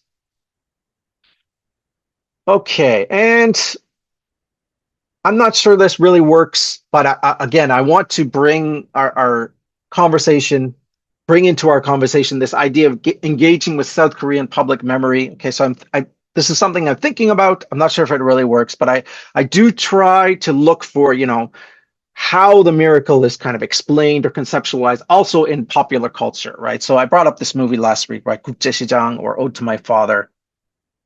I think we can see this neoclassical perspective reflected kind of in the background in this movie, right? Because much of it's just about the main character's hard work and sacrifice, right? And then the country kind of gradually just gets wealthier and wealthier. And all these kind of circumstances, conditions, they're kind of ignored or left out of the story, right? So this is a reflection of this idea, right? That South Korea had nothing to offer but its people. Its comparative advantage was this cheap, hardworking, skilled labor, okay? So that may be a bit forced, but I think relatively we can see this perspective reflected in the film. This is a recent a documentary about Park Chung-hee. So it's the Park Chung-hee 경제대국을 꿈꾼 남자. So the man who dreamed of a great economic power, something like that. So this is a documentary, like I mentioned. I'm not sure we can really find this developmental perspective in South Korean popular culture. It's mainly, I think, limited to kind of academia and like even documentaries, right? It's a kind of nonfiction approach, right? But basically this focusing much more on the kind of role of Park Chung-hee. Park Chung-hee is a kind of hero in leading this strong state. And then over on the right here, we have this film is called 지구를 지켜라. So protect, the English title I think is called Protect the Green Planet or Save the Green Planet. That's what it was, Save the Green Planet. So again, this doesn't map perfectly, but I thought it was kind of interesting. I'll just tell you a little bit what this film is about. It's that the main character is kind of crazy a little bit. He he is kind of stalking this big business owner. Basically, we can say like a J-ball owner. He's kind of stalking him because he thinks he's an alien. Okay, he has this kind of conspiracy theory that he's an alien, and he ends up kidnapping him and kind of interrogates him, tries to get him to confess to being an alien. And then we sort of discover like the background about this protagonist is a kind of trauma. He was, I haven't seen it in a while, but I think it was his mother was kind of injured in like a factory incident, right? And then, she didn't get any kind of compensation, right? So it's a little bit in the background, this kind of corruption, right, that's going on with these J-ball owners and the kind of South Korean, the workers as victim, right? But what's interesting, I think, about this movie, I'll kind of give away the ending. Sorry if you haven't seen it, maybe close your ears if you don't want to know, but it actually ends up at the very end, and it reveals that the J-ball owner actually was an alien. Which I think it's a very interesting ending, right? It's kind of this twist. You think he's crazy all along, and it turns out he's actually right? This guy was an alien. But I think it just kind of reflects this kind of perspective about, the big business as being the collaborators with like what we call like a foreign force or foreign power, right? So kind of being aliens within South Korean society, collaborating with these outside force to kind of benefit themselves. So it doesn't exactly map onto this world systems perspective or anything like that, but it definitely kind of leans in that kind of critical direction, right? Critical of the system, that kind of thing. So basically my point here, right, is that these kind of different understandings of the Korean economic era, they're also reflected in popular culture, right? And of course, they're also reflected in scholarship, right, as we'll get to. Before we do, I'll just suggest, right, these are some ways of thinking about, these are questions we need to ask, okay, when we're kind of reading the literature on South Korean economic development. First of all, what's the secret, okay? So different scholars will have different answers to this question, right? So some scholars might emphasize the market, some might emphasize the developmental state, some might emphasize more these kind of structural circumstances, okay? That's my suggestion, these kind of three perspectives. And this is related question. Was the miracle primarily internally or externally driven? Okay, so we see from these neoclassical developmental perspective, much more internally driven, right? It's agency, but it's a different kind of strategy. And then from this world systems perspective, much more focused on the kind of circumstances, right? The relationship with Japan, United States, circumstances of the Cold War, that kind of thing, right? And then finally, is it replicable? Okay, so depending on how we understand the miracle, we're going to be extracting different lessons from the miracle, and we're going to be deciding whether there are lessons or not, right? So from these first two perspectives, there are lessons because this is internally driven, something that can be replicated in other contexts. But from the third perspective, it's mainly emphasized on this kind of specific historical structure. Okay, there's not really anything to learn from that, right? So we might say there is no Korean model or there is no lesson, right? So we got in the readings this week. First of all, we had Daniel Shiro. So I have this quote from his article here, right? What has allowed some societies to modernize successfully while so many have succeeded less well or failed dramatically? Markets work. Okay, so very much representing this kind of market-centered perspective, right? This fact, South Korea was transferred from ISI to EOI, embraced openness to the global economy, and pursued its comparative advantage. He even argues at one point, kind of very surprisingly, I think, that actually maybe South Korea could have done better if they had done away with these kind of developmental state kind of aspects, right? The state intervention actually might have slowed down the miracle. They might have done actually much better, right? Which is an interesting perspective. And then John Lee, much more critical perspective, right? So he emphasizes on the one hand, the kind of legacies, the kind of sacrifices, but I think the most important aspect of his article in relation to Daniel Shiro. So here I have the quote: "The factors that facilitated Korean industrialization remain absent in most parts of the developing world." So basically, the way I kind of read his article is he's saying it's basically very specific conditions in South Korea that led to the miracle, it's not really replicable. There is no Korean model. There is no secret. There are no lessons. Okay, it's not again, it's not a very optimistic view, but he's trying to kind of push back against these perspectives, right? Are kind of trying to create this model for the developing world, adopting a more critical perspective here. Okay. Okay, so that concludes my 2 lectures over these 2 weeks. Thank you very much for listening. Thank you for your attention, and I'm looking forward now to fielding all of your questions. Okay, so thank you very much, Dr. Macrae, for that very comprehensive lecture regarding the economic history of Korea. It's really informative knowing how Korea developed, after the post-Korean War situation to an industrialized country. So now we're still tuned into the UPKRC public lecture, and to our audience, questions and comments may be posted on the chat box, and Dr. Macrae will address them and discuss. Will answer your questions. So please, if you have any questions or any comments, feel free to comment it and put it in the chat box, everyone.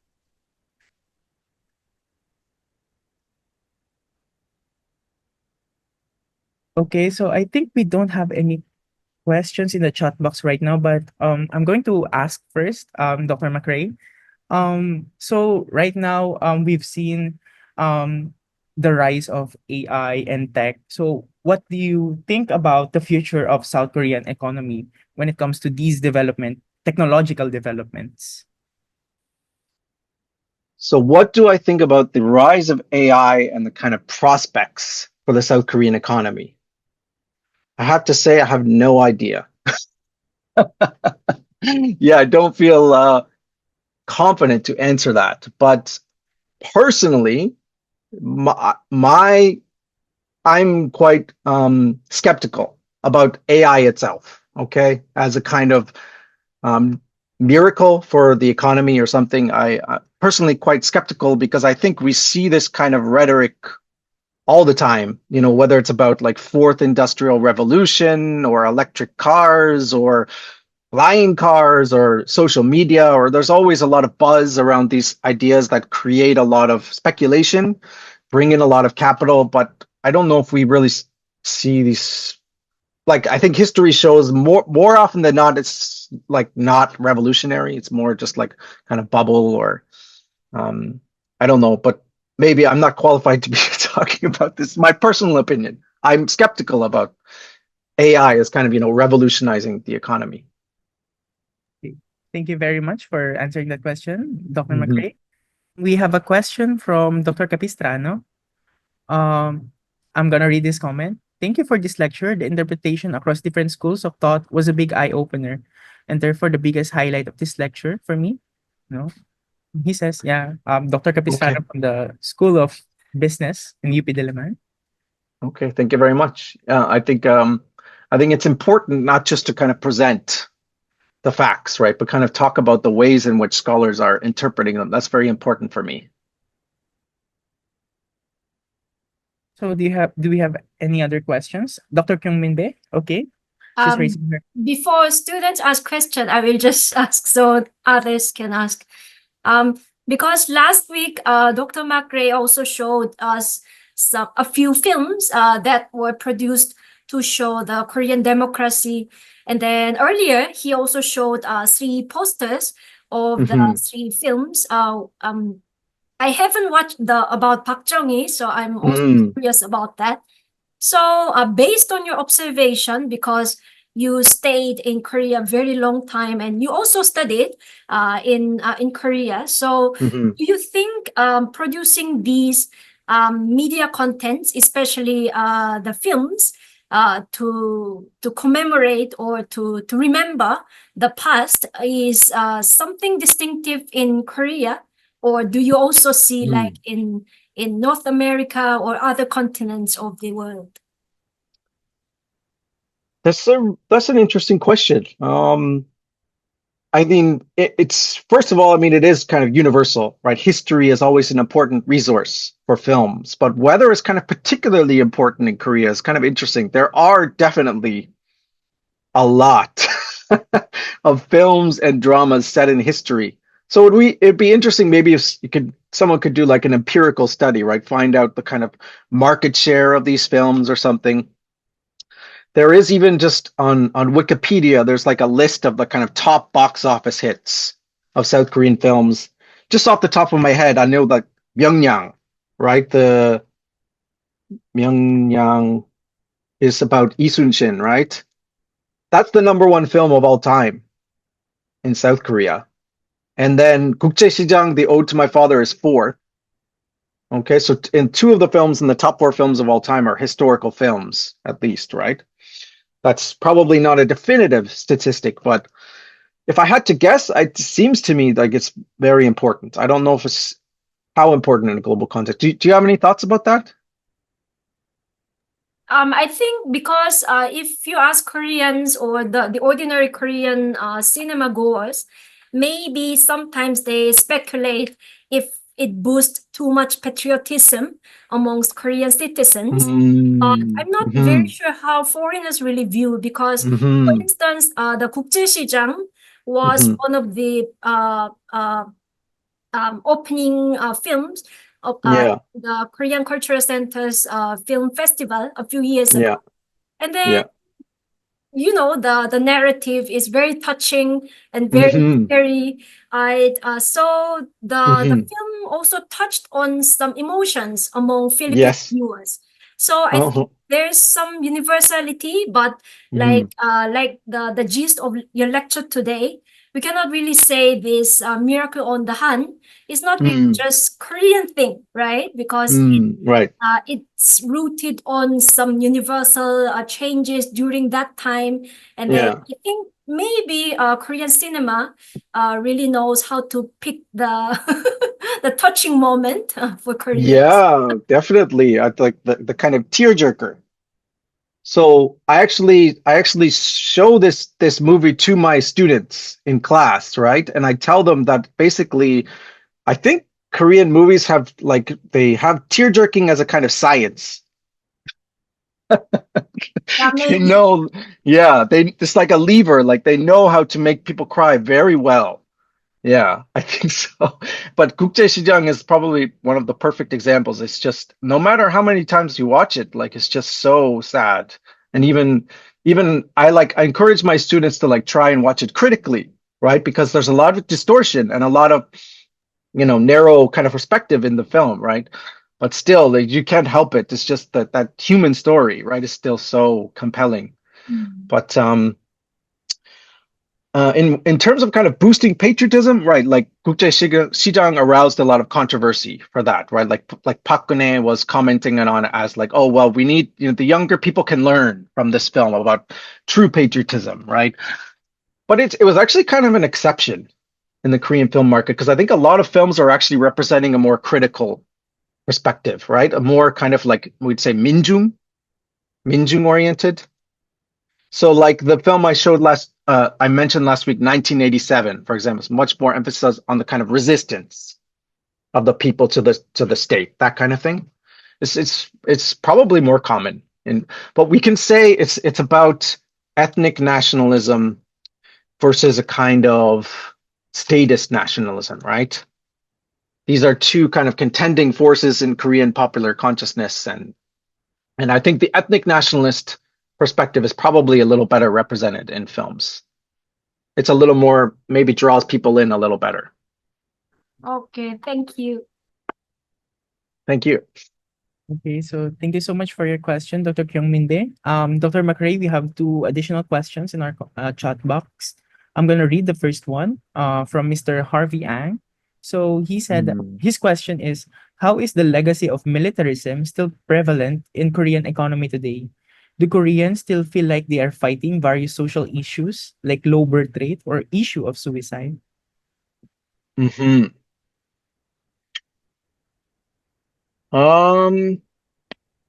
so how is the legacy of militarism still prevalent in Korean? Okay, so I would approach this more as like kind of beneath the surface in South Korean society today, because it's this kind of gets to the question of continuity between pre-1987 and post-1980 South Korean society, like how much really changed during that time, right? So we'd had this kind of move to popular elections, but at the same time, there's a very strong kind of preservation of old systems, whether that's the old political actors or the institutions like the KCIA, right? At the kind of, oh, that's not right. KCIA, which is now the NIS, right? The National Intelligence Service, the kind of security establishment, the national security law, these kind of basic institutions of the South Korean system preserved into post-1987 system. But basically, I see the militarism as a kind of culture which sees the international world as a very kind of dog-eat-dog world. Okay. Okay, so so we can see this maybe in the way that South Korean society is still kind of hyper competitive. Okay. The idea that so when we talk about, maybe carrying out the kind of social reforms or political reforms or changing South Korean society, a lot of the time it kind of gets pushed down because the idea is, well, South Korea is different. South Korea is in a different situation because it's kind of still at war with North Korea, or we're like a very small country in this very dangerous world. Okay. So that's kind of where I see this kind of subconsciously reflected. Another thing might be maybe like the pali pali munhwa, right? I'll just write this in Korean because it's easier. Pali pali. Pali. So kind of like a feeling, that time is always kind of short, right? There's a feeling kind of restlessness and like we need to, it creates a lot of stress, that kind of thing. I think it comes from this as a legacy of, kind of living like you're in a state of siege. Okay. So basically, living in a state of war, that has a strong kind of ongoing legacy, right? It's very hard to kind of get over that trauma. Okay. But I don't know if it's specifically, if I would talk about it when it comes to issues like the low birth rate or the issue of suicide, maybe, related, if it's, this kind of creating kind of high stress, hyper competitive society. Yeah. I hope that, answers your question. If you have any follow-up, please let me know. Okay, Dr. Macrae, I think Dr. Umali is raising her hands. I think she might have a question as well. Okay, Dr. Umali.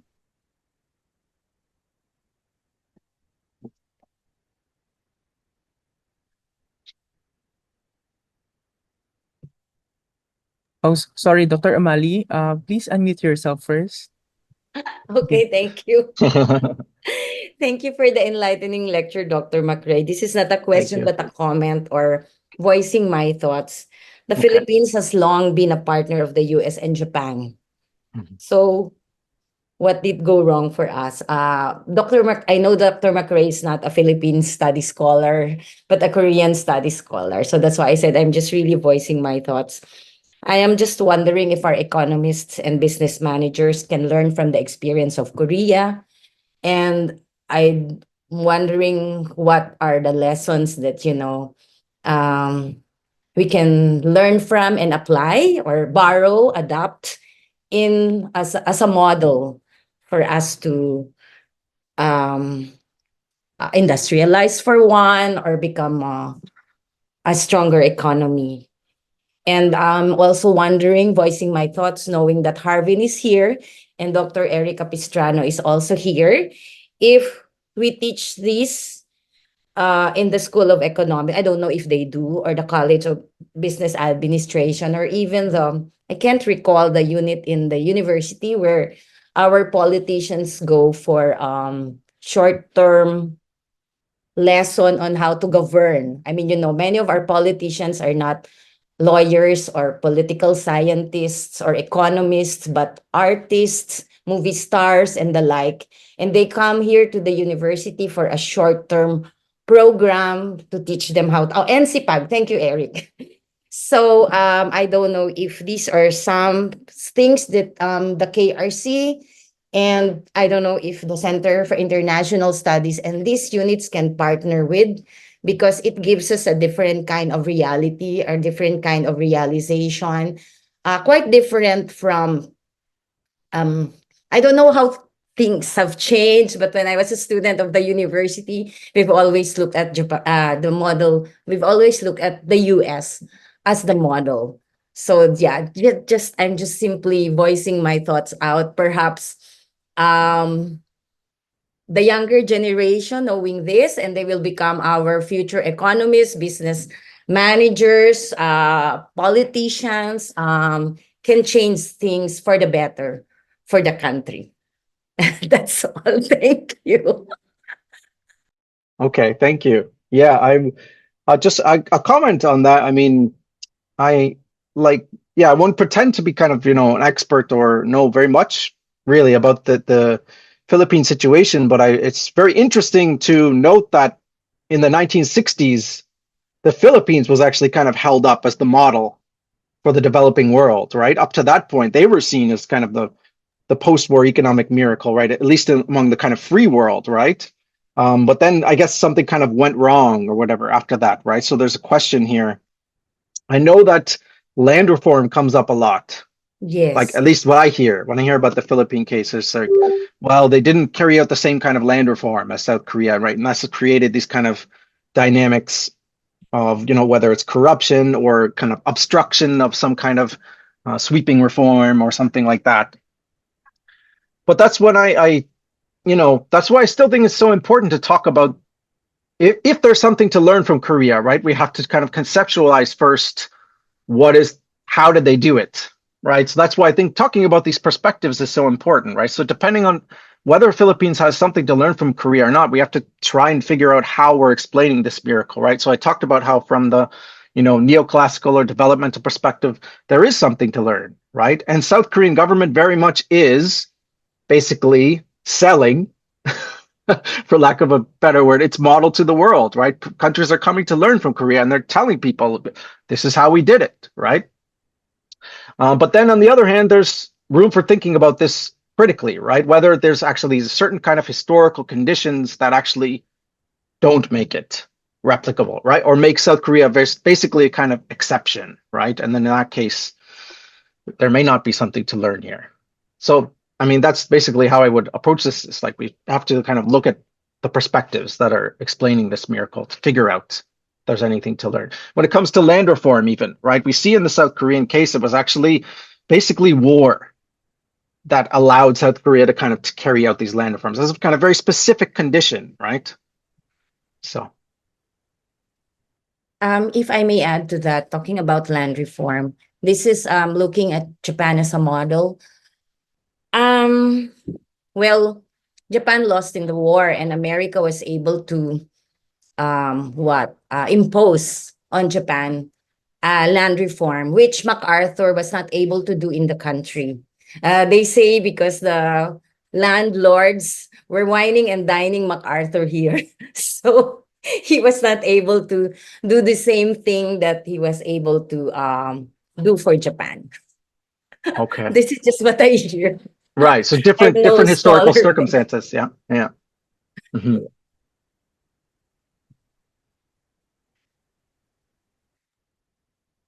Okay, so thank you so much, Dr. Amali, for your insights. And now we have another question from Miss Irish Shabunod. So I'm going to read her question once again. Thank you very much, Dr. Macrae, for your lecture. It was very informative earlier.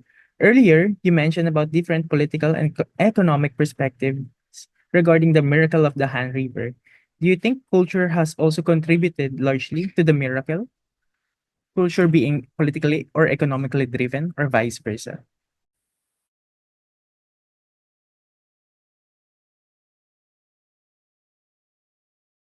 Oh, sorry, Dr. Macrae, please unmute yourself. Sorry about that. Yes, so that's a very important question, and thank you for asking it, because you've pointed to a very important omission, right, in my presentation, right, which I don't talk about culture, and that is something that very often gets emphasized, right, when it comes to the South Korean economic miracle. So I think this goes back to the 1990s, and there was this idea of kind of Confucian capitalism. I think I mentioned this last week. And there was this idea that basically in East Asia, we found something kind of analogous or corresponding to in Europe, this idea of a kind of Protestant ethic, right? So this would help to explain some of this puzzle, right, of why wealth is kind of unevenly distributed, right? Why we find it concentrated in certain places. Maybe there's a certain kind of cultural element, right? For me, I mostly avoid the kind of cultural explanations. I don't really find them very persuasive. When it comes to the Korean case, you can see that basically Confucianism was blamed for South Korea's backwardness or lack of economic development until it developed, and then suddenly it was a kind of reversal. It was like, oh yeah, Confucianism's good now, right? So when it comes to culture, the problem is that it can be very fluid, it can be flexible, and we can kind of pick and choose different elements, right? And then kind of apply them how we want to, right? So when it comes to the backward South Korea, we look at Confucianism as kind of too focused on stability. It's too focused on hierarchy, right? Doesn't allow for kind of social mobility or dynamism. We focus on basically this kind of feudal character, right? And then Confucianism, actually, this is something that Weber, who was the author in Europe of this idea of the Protestant ethic, right? Explaining Europe. The whole kind of basis of his idea was, why did capitalism develop in Europe and not in China, right? Because China was actually the center of the global economy, or basically the kind of richest place in the world before Europe kind of emerged after the Industrial Revolution, right? So he's like, why did China kind of get left behind here? Europe was kind of this backward place on the periphery. Why did capitalism emerge out of this place, right? That was the kind of puzzle he was trying to explain. And one of the reasons he gave was, well, China had Confucianism, and Confucianism kind of blocked this kind of entrepreneurial mentality, right? So in Confucianism, for example, you have this social classes. What is the order? It's kind of like Sa, Nong, Gong, Sang. I hope this is right, but basically it's supposed to be scholar, peasant, craftsman, merchant, right? This kind of classical Confucian patriarchy in scholar. The merchant is at the bottom. Commerce is the kind of least, what's the word? Kind of reputable or admired kind of work. It's the lowest kind of work in this kind of patriarchy, right? The idea of the merchant was. So these are all reasons why we can say culture was against economic development. Then after we have the economic miracle, well, it's like, oh, Confucianism encourages education, and it encourages hard work, and it encourages these kind of social bonds that, you know, create community and that kind of thing, right? So we just pick and choose different elements to explain it. So that's why I tend to avoid these cultural explanations. I don't really find them persuasive. That's my personal view.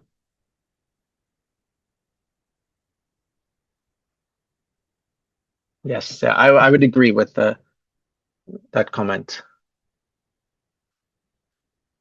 Okay, thank you so much, Dr. Macrae, for answering that question. I think we'll have the last one for this session, and this is from Venus Amonte. Her question is, thank you again for the lecture series. May I ask if Korea's Ermit Kingdom historically significantly affected its period to industrialization a bit later compared to Western or more developed nations? Or would it have been the same regardless, given the geographic location, Eastern beliefs, wars, etc.? Okay, this is, I think, requires another lecture series, this question. Very interesting question. I find that a very interesting question. You know, this goes back to the late 19th century, you know, why, I think for me, I see this as a question, you know, why was Korea colonized by Japan? Okay, and it's often framed as, you know, why did Korea kind of fail in its early modernization attempts? I think there's an implicit kind of frame here, the implicit comparison is Japan. Like South Korean history is kind of always compared to Japan, and like Japan is seen as like the success, and South Korea is like this failure, right? So then it becomes the puzzle of like explaining why South Korea failed. But I think in the kind of global context, right, it was most of the world was colonized by the Europe, except Japan is very exceptional in this situation, right? So I think that's this idea, South Korea kind of failed, Japan succeeded, is a little bit misinformed or, kind of misconceptualizing what happened. But I mean, personally, it's just like my kind of guess, right? Like, the question here, I guess, is like, could South Korea kind of modernize on its own? I guess would be another question. Another way of putting it, right? Because it was colonized by Japan in 1910, occupied by the United States in 1945, and so on and so forth, right? Personally, I think yes.